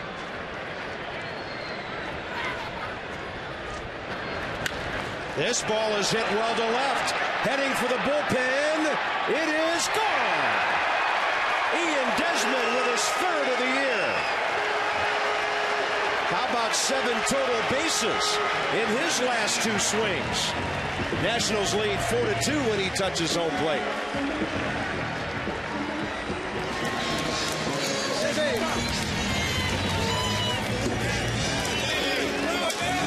Welcome back, Ian Desmond. A triple and a home run. That one's for Grayson.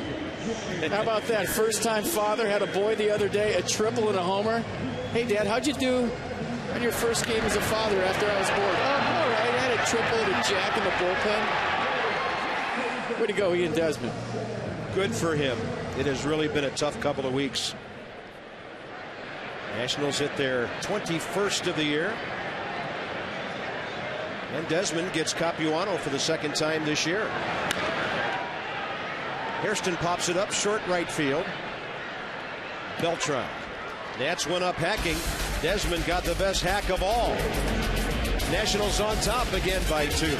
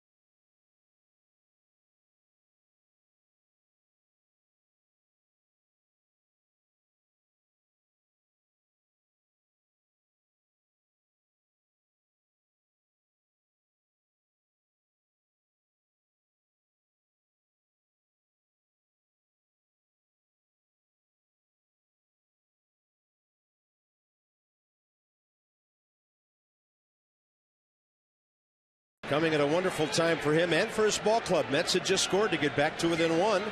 Levon has a bit of a cushion, but as old Abner Doubleday designed it, you get a lead, and here comes number 3, 4, and 5, Wright, Beltran, and Bay. When a ball club swinging the bats well, there's never an easy inning against them. Levon Hernandez, 72nd pitch of the night, outside. David Wright, 1 for 11 in this series, 0 for 2 tonight, 2 RBIs.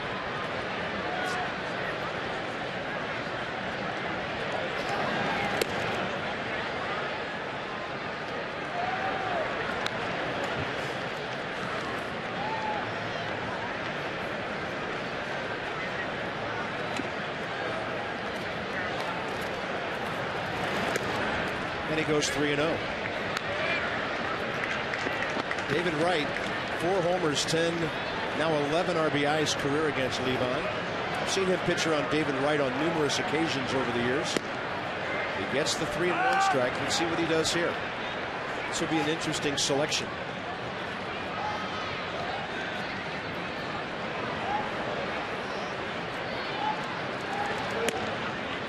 Goes right at him, outside corner. Got the call. How about that command? David Wright's got count leverage 3-1. He's sitting on a fastball. What do? You throw him a backdoor sinker that's a strike the only time it hits Pudge's glove. It's the only time there's a strike. Then he comes back with a breaking ball and gets an easy fly ball for Rick Ankiel. Great battle back from a 3-0 count. Now, every time we talk about Livan Hernandez, we talk about the art of pitching. The art of pitching is being able to throw strikes when you want to and balls when you want to. It's also being able to change speeds. With Livan Hernandez tonight, the big curveball, you see it blooping in right there. What does it do? It sets up the front door sinker. There's nothing you can do about that pitch as a left-handed hitter. The only time that pitch is a strike is when it hits Pudge's glove. Hey, FP, has he gone 5 tonight? He has. That's 24 straight, man. Here's Beltran. Whoa, look out. Right past his glove into center field. Carlos Beltran, only his second hit of the series. But it's almost like when the Nats go 5 anymore, we don't even notice. 24 straight games. Nats starting pitching has gone at least 5 innings. And we're still not sure what that record means. We just like it because they're the only team in the big leagues that's done it. It's ours. You know, we can wrap our arms right around that thing. Here's the Mets box score. Reyes has a double run scored and an RBI sac fly. Another RBI, a David Wright grounder later in the 4th after Reyes had hit that double.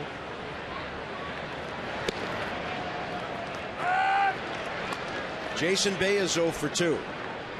Came into this game 3 for 4 career against Livan Hernandez.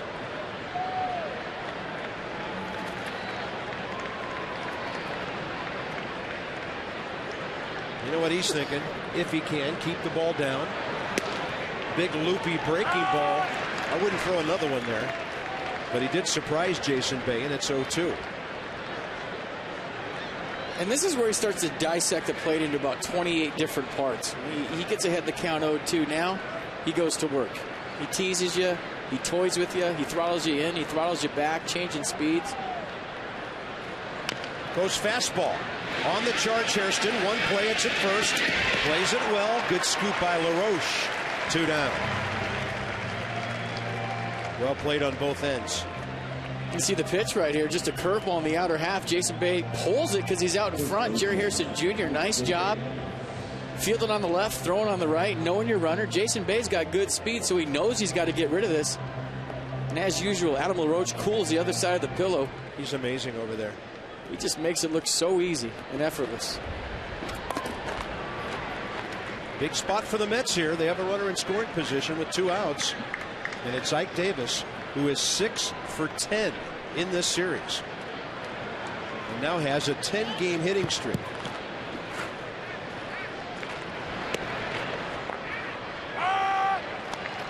During his streak, he is batting .471. So he threw a first pitch slider in on his hands. Now you can repeat that and throw it farther in, or you can go with the front door sinker. Mike Davis will think it's a slider, and then what you do is your brain tells you, I got to take that pitch because it's going to break in, and what it does is it tails back. So just by getting strike one, we've talked about it all season long, the importance of strike one. Throw a slider in on somebody's hands. Now they're thinking about it. It opens up a lot of other options.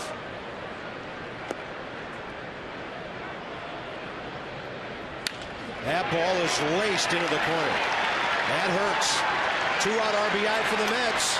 They always seem to have the answer of at least 1 run, and it's now a 4-3 game.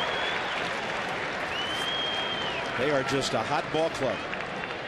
And I bet you over in that dugout on third base, FP, they think if we keep it close, we'll find a way to win. Yeah, absolutely. They got the feeling right now. And that was supposed to be the front door sinker that I was talking about, just a little bit further in. We always talk about hot hitters. If you miss your spot by a couple of inches, Livan Hernandez tried to bury that in, left it out over the plate to Ike Davis, and he's going to make you pay. Another runner in scoring position now on the double. And Josh Thole is 2 for 2 tonight. Mets have 6 hits, Nats have 9, but it's a 1-run game.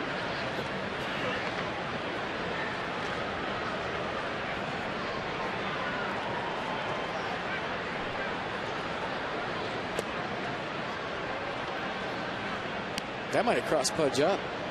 He caught that ball funny. But this is a time in the game where we see Livan Hernandez a lot of times. He's got Willie Harris on deck, batting 8th.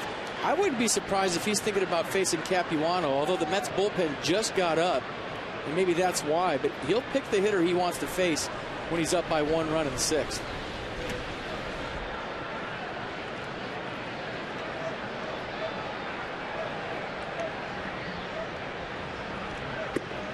Off speed outside.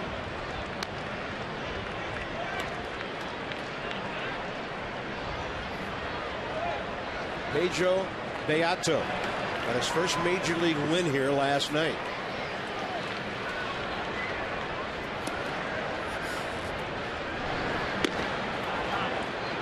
Just missing.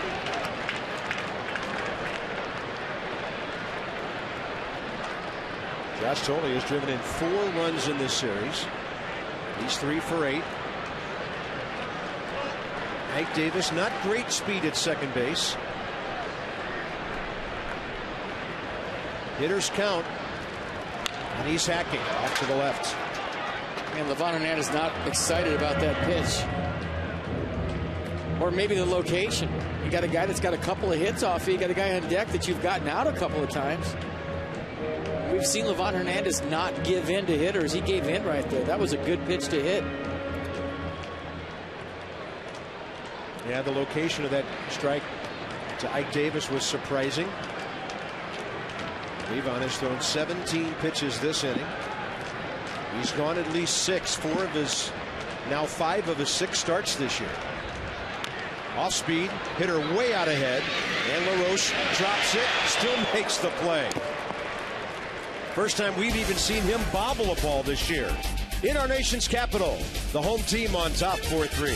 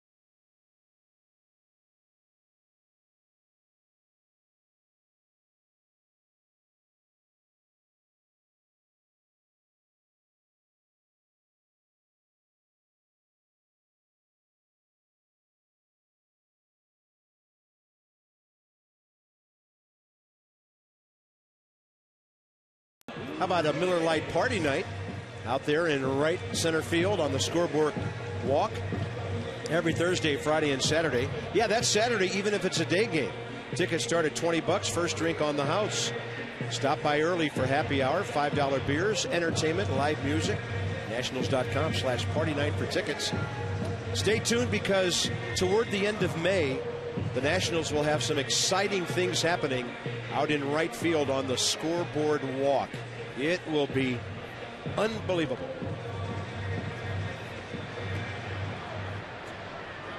Bottom 6. Pudge, Livan, Espinoza. Pretty soon when we say Dan, you'll know exactly who we're talking about. But the veterans, a lot of them go by one name. Here's Pudge. Base hit last time on a hit and run. It set up another run for the Nats in that 2-run fourth inning.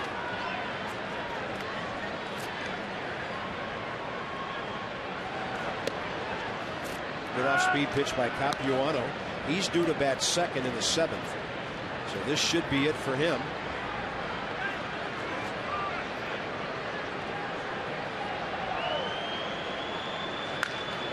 He threw 77 pitches, 57 strikes through 5. Nationals box score, busy one tonight with 9 hits. ANKIEL, multiple hits. Desmond, the big guy tonight, 7 total bases on the triple and the homer. Ian has also scored 2 runs.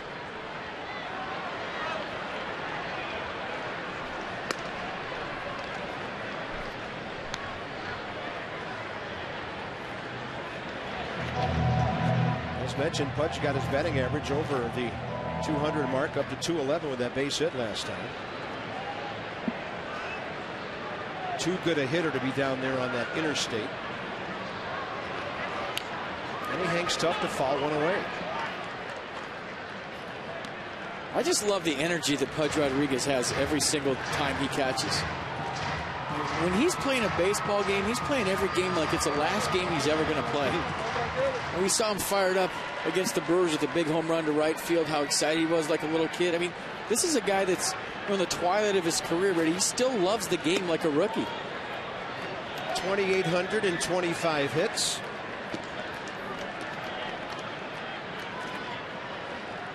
He's got years to go. He's only in his 30s.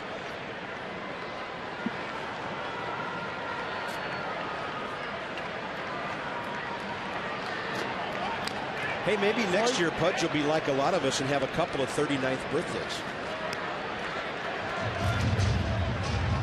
I mean, just throw the number out the window. This is a guy that's been playing like he's 25 years old all season long. Yeah, he probably hasn't had the hits to show for his at-bats. I mean, he's had a lot of big hits for the Nationals. We've admired the way he's put signs down this year, the sequencing, the way he calls a game, the tempo of the game when he's back behind the plate. That's so big for a catcher. You dictate the pace of the game, and every time Pudge catches, the game seems to move nicely. Look at that changeup. Really pulling the string on the hitter was Chris Capuano. That's only his 2nd strikeout tonight. And he did that because Levon's on deck. He wanted to show Livan Hernandez that he has a slow pitch too. Nothing Pudge can do about that. Try to foul it off and buy yourself another chance. Couldn't do it. Levon's had a perfect night at the plate with a base hit, a run scored, a sacrifice, and an RBI. On that play back in the 4th inning, he was credited with a sacrifice bunt. And then the fielder's choice was by the catcher, THOLE, who made the wrong choice, trying to get Hairston coming home. And didn't get the play at first base. Have there ever been back-to-back hitters at the major league level that were the battery of a game that totaled 75 years in their age? I'm going to throw that out as an AT&T trivia question tonight. Well, who the oldest guy was Jamie Moyer ever pitched to. But did that guy hit 8th? Yeah, that's true. Did they hit back-to-back in the lineup? Well, I think maybe Carlos Ruiz and Jamie Moyer did, but Carlos, to look up his age, he's probably early to mid-30s. Somebody call Elias with the random point I'm making right now. Look at Levon to the gap. Are you kidding me? And it's Beltran racing it down, robbing Levon of at least a double. I mean, that's when you're at the ballpark. You give Livan Hernandez a standing ovation. I mean, what else can this guy do tonight? He had a single his first time up, a sac bunt for an RBI his 2nd time up. Then he comes up his 3rd time and just smokes his seat into the gap. And has nothing to show for it. Really good play by Beltran. He's had all kind of trouble with those knees, and he hit the ground hard. Good play. But maybe that's not the worst thing in the world for Livan Hernandez, not to have to run the bases right now. Here's Espinosa, who finally broke his 0-for last time up. The ground ball through the left side.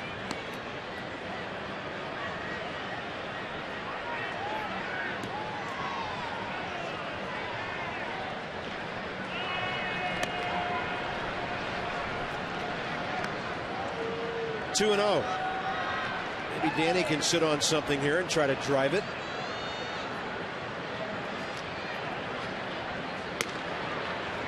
He'll take the strike on the inner half. This Capuano, almost Greg Maddux-like, 75%. Ball 3. A couple of those first pitch strikes have found gaps.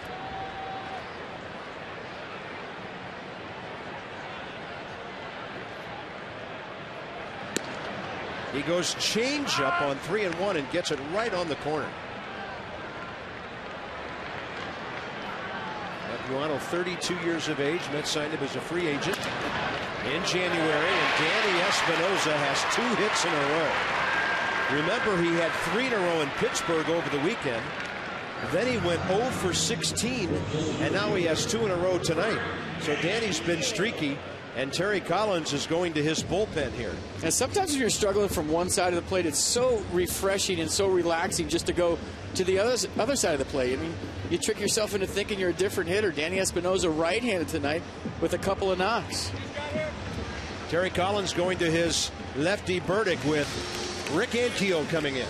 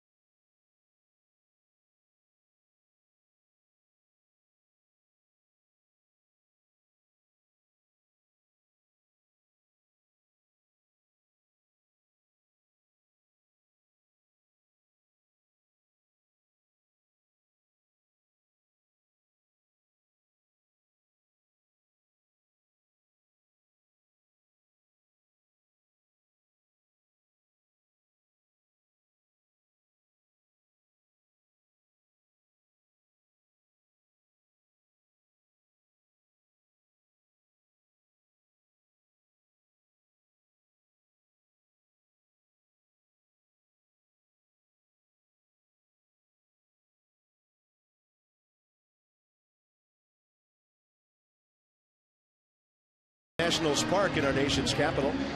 Nats are holding on to a lead and trying to add to it. Let's revisit our trivia. World Series winning run in 05. White Sox swept the Astros. It was Willie Harris. In that series, Willie had a lot of action. He scored a run, stole a base. He went 1 for 1 in 2 games with that winning run and the steal. And a ring. Very nice one. Willie stops in Boston, Atlanta, and D.C. since. And Tim Burdick will take over here for the Mets.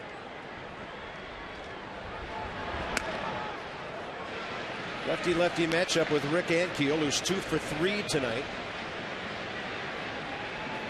Raising his average up to 227.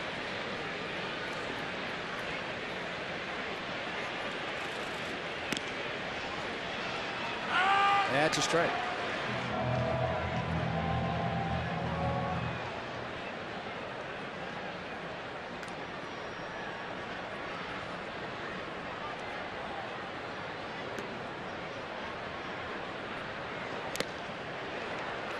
Had him out ahead just a bit, 83 on that off speed.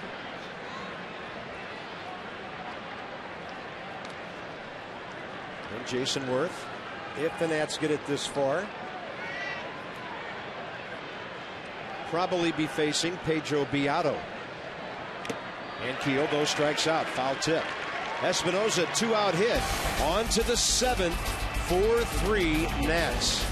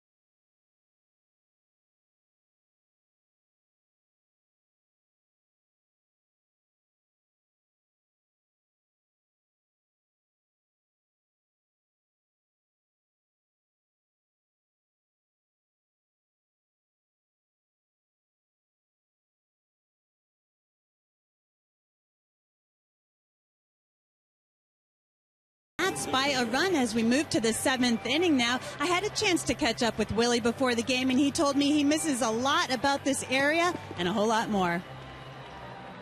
I miss playing here. I miss the fans, and you know, this is my first opportunity to really thank the fans. I never had an opportunity to tell them thank you and thank the organization, the learners, and Rizzo and all those guys. I appreciate my time here, and I'm grateful to have had the opportunity to play in D.C., the nation's capital. And you know, my career's not over. Maybe I can come back soon. Willie told me, too, one of the biggest differences between these two ball clubs is the Nationals team was so unified, while the Mets, everybody kind of does their own thing. And what do you think, guys, coach or broadcaster? I think Willie has a lot of coaching in him.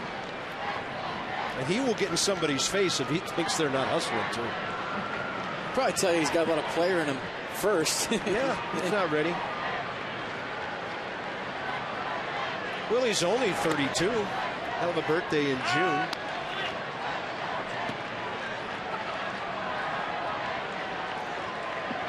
Left-hander Doug Slayton, right-hander Todd Coffey. Mets have their only left-handed batter, Jason Pridey, on deck. It's a hit for Burdick. And Willie Harris will pop it up left side. It'll get out of play.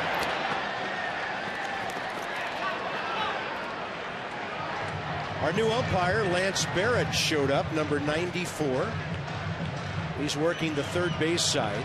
So Marvin Hudson at first, Ted Barrett at second, Lance Barrett, no relation, at third. Marty Barrett at second.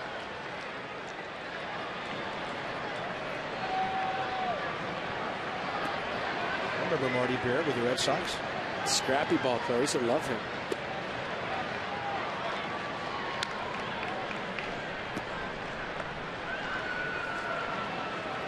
Jason Pridey.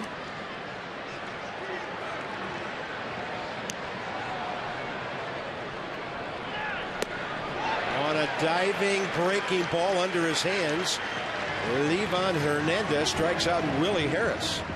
That might be his best pitch of the night. We've been saying that a lot, but he keeps topping himself. Check out this curveball right here. I mean, usually that's a 12-6 curveball. Check out the tilt at the end of this pitch. When Levon throws it, usually goes from 12 o'clock on the clock to 6 o'clock on the clock, straight down. That one went into Willie Harris. No shot. It's a great pitch. See how far out in front he is? Looking fastball in. Jason Pridey, 27-year-old outfielder. The Mets' only lefty on the bench tonight. Started in the ball game on Tuesday. And in the number 8 spot, he went 2 for 4, scoring a run.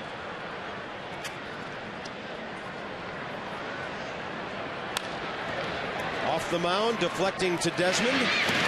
2 quick outs.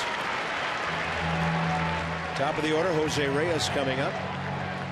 Mid-Atlantic Sports Report airing Monday through Friday, 5:30 to 6:30 on MASN HD with Tom Davis, Phil Wood, Dave Johnson, and Mel Antonin. Maximum access to the Nats.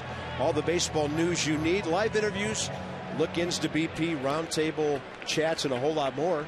And, of course, Phil doing double duty, helping out on Nats Extra, as Ray Knight is not feeling well for another consecutive evening. We hope Ray is okay and gets back here for the weekend. Top of the order, Jose Reyes lashes a base hit. And in a pitch or two, we'll find out if he gets into scoring position. He's had 3 really good at-bats tonight.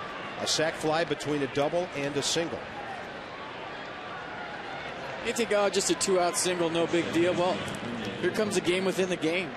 You got the speed on the bases, a 1-run baseball game.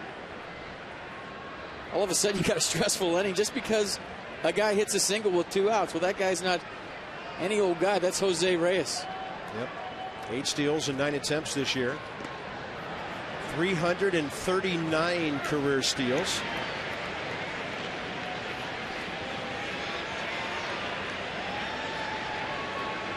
Let's see if Jim Riggleman decides to pitch out anywhere in this sequence. Here's a stat for you, FP. Against Pudge this year, only 4 opposing base runners have tried to steal. That's as impressive as the fact that 3 of them have been successful, but only 4 have even tried. Well, check out how he's getting ready right here. He's on his haunches right now, on his toes, ready to throw, obviously. But this is a situation where if you're Livan Hernandez, and we've seen it before, Bob, a base runner on, how he changes your approach to the hitter. Sometimes, you know, some of your concentration starts to go over to first base where it should be to home. If you worry on getting the hitter right here, you don't have to worry about anything else.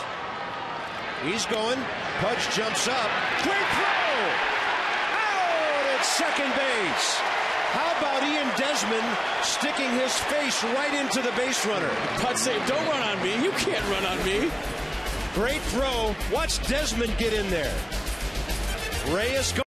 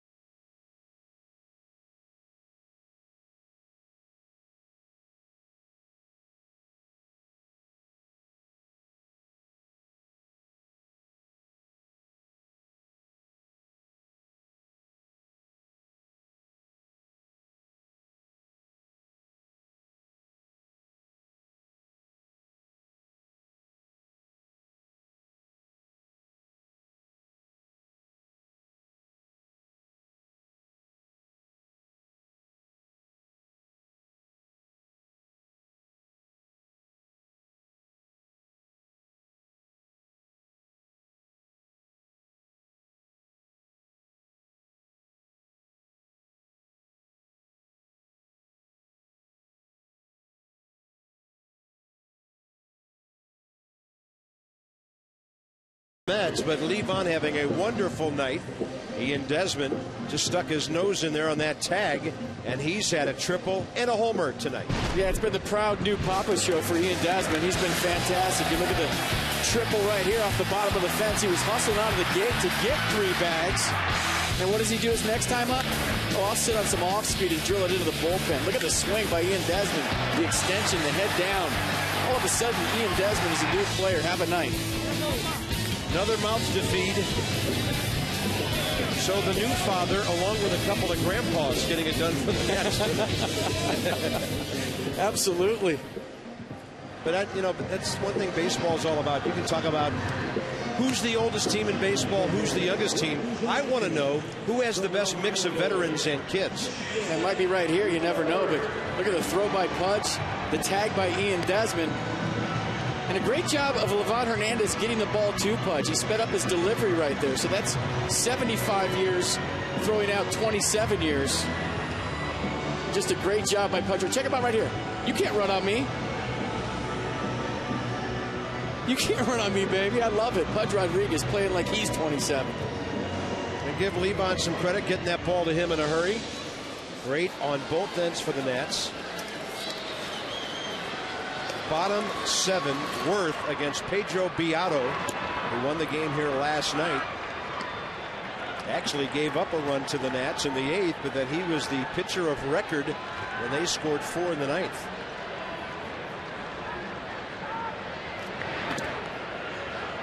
Jason Worth 1 for 3 with an opposite field RBI double. What you hear in the Nats dugout right now is add on. A lot of guys probably running around there saying, we need some more runs. Let's not sit on this thing. Let's get some more. No kidding. 1-2.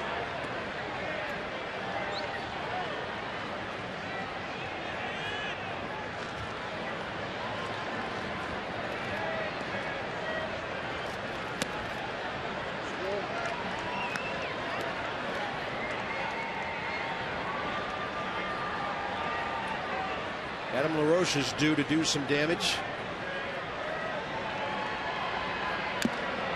And Worth reaching to stay alive.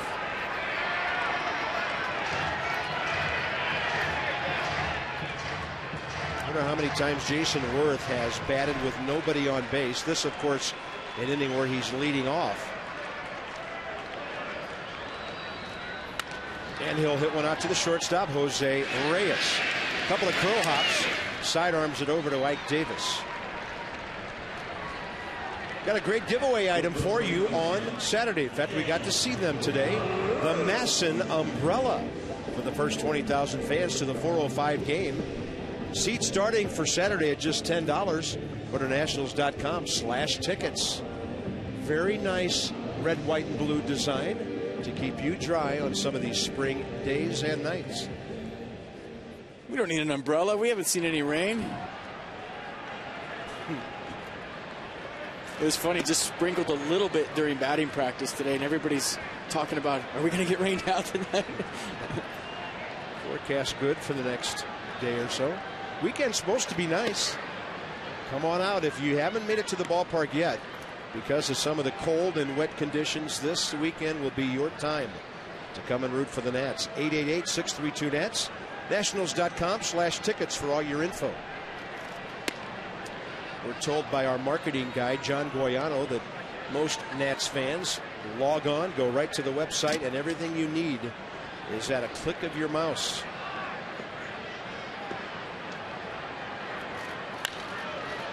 LaRoche pops one up left side. David Wright was on the shift. Goes over, comes back. It's a fair ball when he catches it. 2 outs. Adam LaRoche is 1 for 12 in this series. Tonight's copyrighted telecast presented by authority of the Washington Nationals and may not be reproduced or retransmitted in any form. And the accounts and descriptions of this game may not be disseminated without the express written consent of the Washington Nationals. Michael Morse is next. 4 and 5 hitters are 0 for 7 tonight.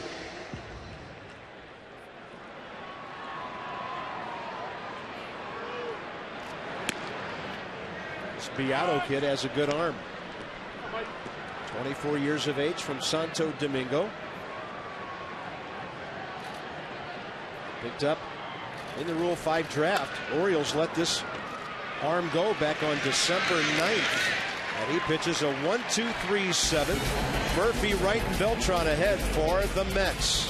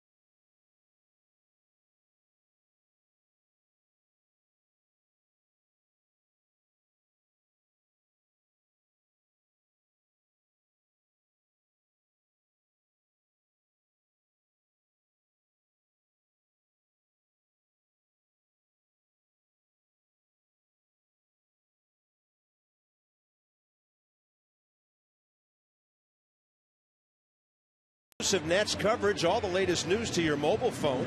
Text Nationals to 29292. Message and data rates may apply.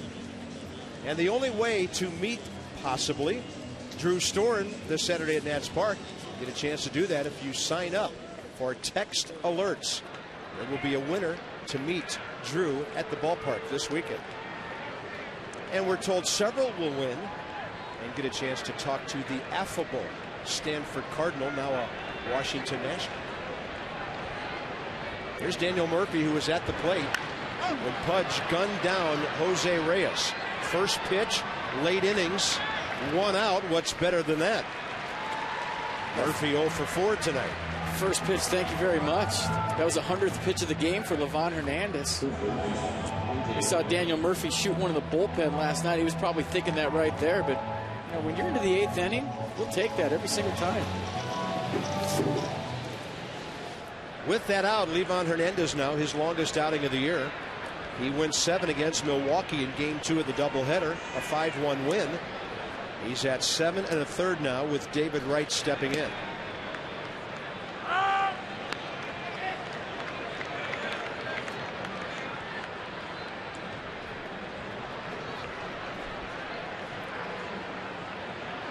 Target away by Pudge, who has called as masterful a game as Levon has pitched tonight. Slayton and Coffey still up.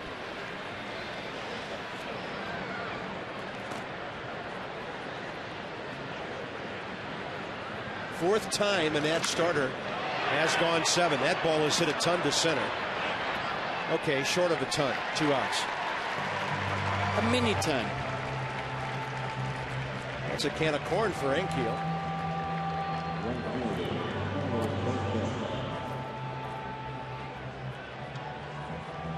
That was just a great sequence of David Wright. Here's one of the hotter hitters in the league. You know, came into this series smoking, done some damage already. This goes backdoor sinker that barely catches the corner of the plate. Another backdoor sinker, then drops a curve. Keeps him off balance just enough to get the fly out. Jason Marquis once and Jordan Zimmerman once, the other Nationals pitchers who've gone 7. Levon trying to be the first to go 8. Carlos Beltran stands in the way. He's walked, singled, and scored. Ground ball right side. LaRoche scoops, finds his receiver, hits him on the run. It's a 1-2-3, top of the 8th. Levon Hernandez, brilliant. Desmond to lead off in a moment.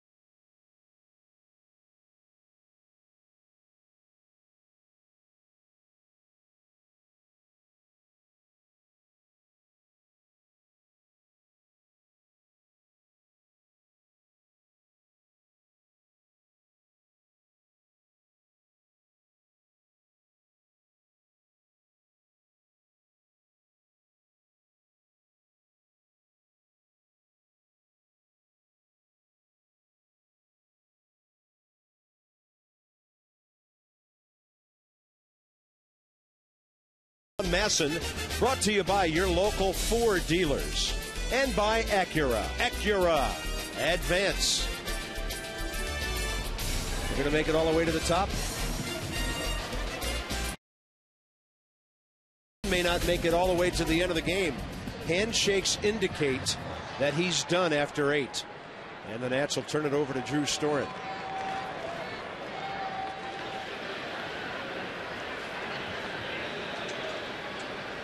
Here's Desmond. I love it. Guy with a triple and a homer shows bunt. You never know when you get third baseman on the move, then slam one right by him.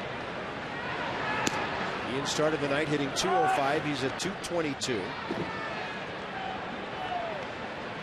This is the live bat that we've known for the last year and a half. There's a little tapper to David Wright, who was guarding the line. 1 out. 4 straight for Beato. Take the Nats with you everywhere you go. Your laptop, your favorite device. You can have every game live or on demand. MLB.tv, where baseball is everywhere.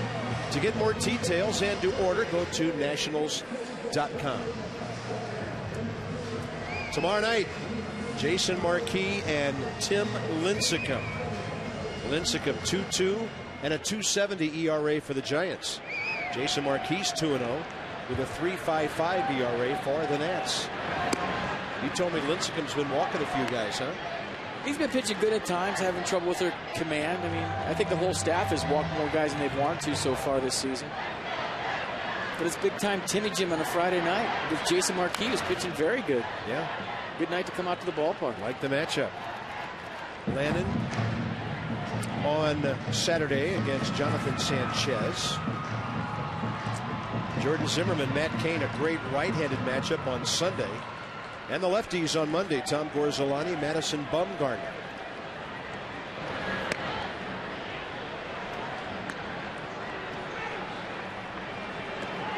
Two and one to Hairston.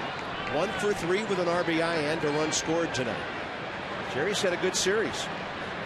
4 for 10. Strike two. He told me he's a slow starter every single season. I mean, he's not panicking about his average being, you know, the low 200s. He says he does this all the time. It takes him a while to heat up. Usually when the weather heats up, and we've heard it before, he heats up. Good take. That was a changeup that was upstairs.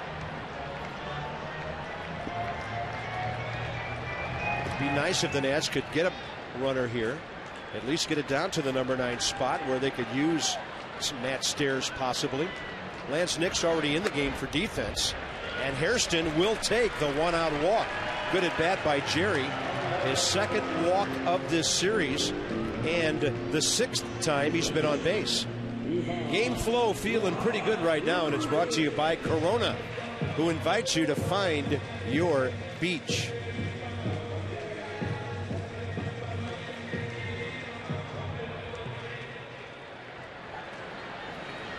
Does Jim Riggleman go to the well again with the hit and run and Pudge? Push the envelope a little bit, up by 1 run, maybe try to get another run across the plate, try to manufacture one here in the 8th? As you've said to me many times, good question, partner. I think that's a great call. Jim Riggleman does like to manage ahead like most guys do, but Jim gets another gear going in situations like this because he likes to step on that jugular. Big lead by Hairston right here. Starts and stops. Pudge pulls the ball, and it's foul outside third.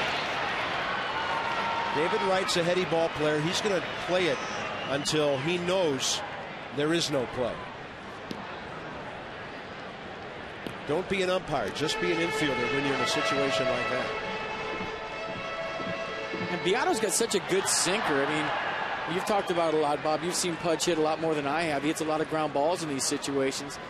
And if you get into a count where you feel comfortable with a hit and run, no reason not to start Jerry Hairston Jr. right here with Matt Stairs on deck.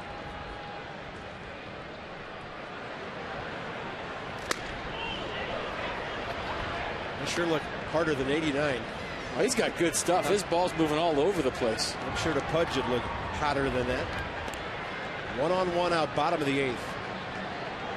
Needless to say how big a run would be here. 1-1's a good count to hit and run.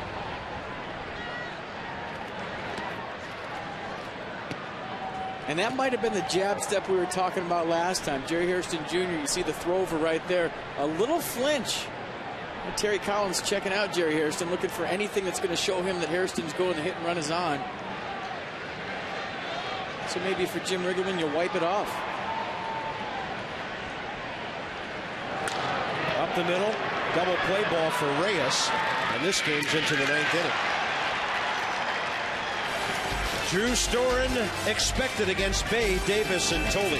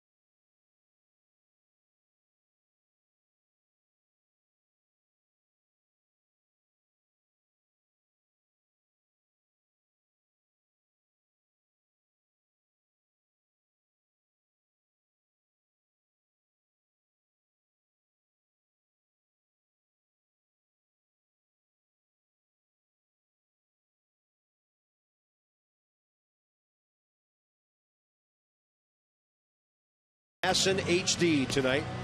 Game 3 of the series. Nats are 3 outs away, but they face Tim Lincecum tomorrow night. There's that delivery, and Jason Marquise has been pretty good himself. Marquis 2-0, 3.55 ERA. It'll be his 5th start. Tim Lincecum 2-2 with a 2.70 ERA. That's extra half hour before and after the ball game. First pitch 7:05 tomorrow night. A lot of work to be done before we think about that. And it's Drew Storen for the 9th against the Mets. 5, 6, and 7 hitters. Right-hander Bay, lefties Davis and Thole. Fastball mid-90s. We saw him touch 100 last night. He's got the killer slider to go with it.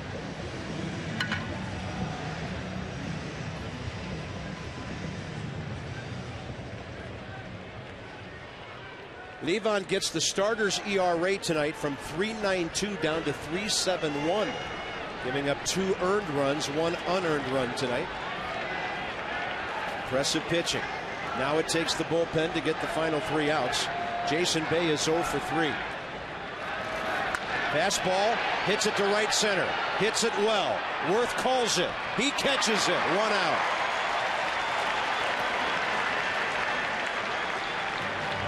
Good communication there during the play between Worth and ANKIEL.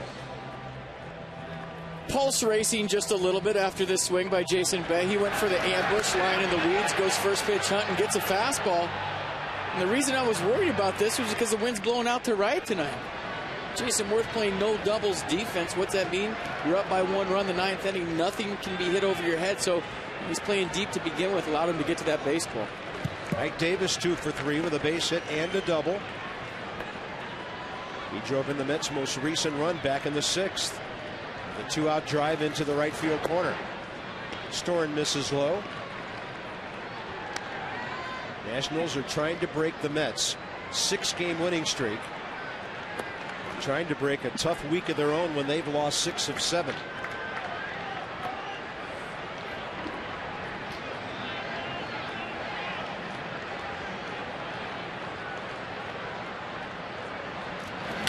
Fastball, right side. LaRoche to Storen. 2 outs. You hit it to that guy, it's an automatic out. Yeah, and that was a tricky little in-between hop, too. You see the soft hands of Adam LaRoche. That was not an easy play. And Felipe Alou used to say this all the time. The only easy play is the play that's already been made. What does he mean by that? You can't take any ground ball for granted ever on the infield. Nice job sticking with that tricky little hop. Josh Thole 2 for 3 tonight.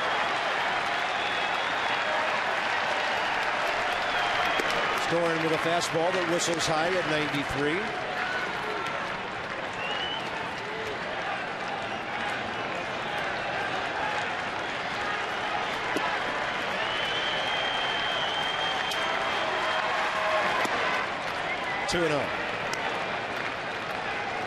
Interesting that Storen tonight is facing 1, 2, 3, possibly 4 lefties.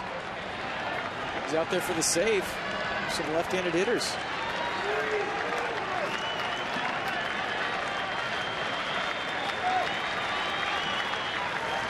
Fastball in there, 2-1.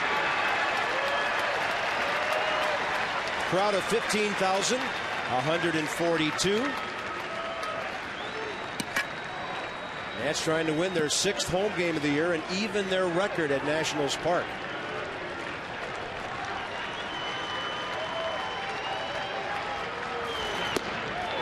Just missing off the outside corner. Good pitch, good location. If you're going to miss down and away. Just didn't get the call.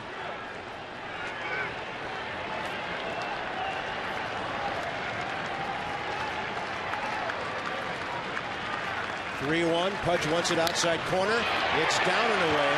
And Ike Davis takes it beautifully to left field. That guy is on fire. 3 for 4 tonight. Pardon me, Josh Thole.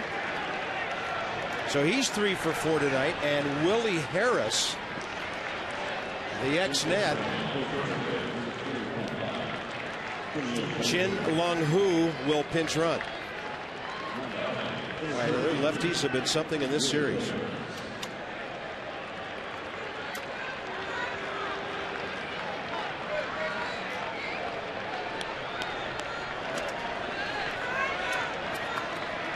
Willie Harris 0 for 3 tonight. 1 for 5 in the series. Willie's been good for the Mets so far.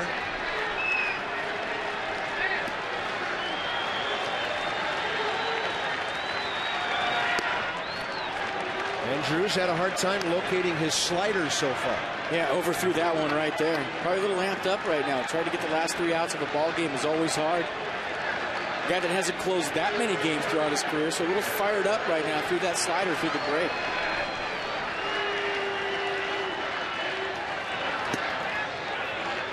Not where Pudge wanted it, but it was over the plate, and the veteran catcher will make a visit. See, that's a good trip right now.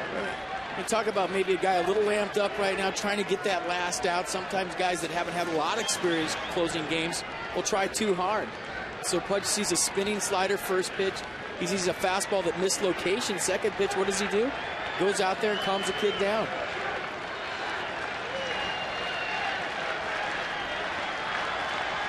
Runner goes. Pudge the throw to second. Safe. Just a little bit high, tailing to the right field side. Desmond made a really good swipe tag there. And the Mets gamble and get the tying run scoring position. Tough pitch to handle for Pudge down in the zone. You see that right there? That's the toughest pitch to throw somebody out. And Ian Desmond trying to get the tag on the backside. A little bit too late. Who got his hand in there? So now you decide who you want. I mean, you don't want to put the winning run on it, obviously. So go out there, make a trip. Got a right-hander on deck. You don't want to put the winning run on first base. That was more about pitch selection. What do you want to do right here? And the Mets do not have a left-handed batter left in their dugout. They were all in the lineup tonight except for Pridey. Slider is in there. 2 balls, 2 strikes. Not the killer slider that we've grown to love from Drew Storm, but effective for a strike. Now maybe think about expanding the strike zone right here. Fastball up, slider in the dirt. You got some options. You don't have to go after him. This pitch, you got 2 pitches to get 1 out.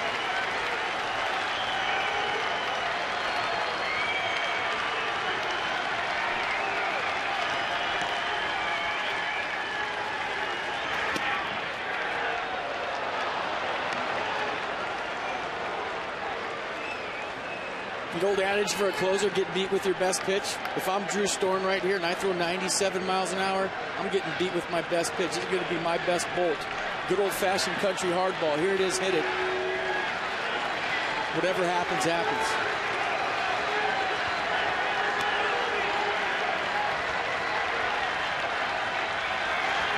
What happens is a slider, and the Nats win it. And they salvage a game of the 3-game series. The submarine horn is clanging around the ballpark, and the Nats hold on to win it. Drew Storm's 4th save of the year and the 9th of his young major league career. Need we say a badly needed W?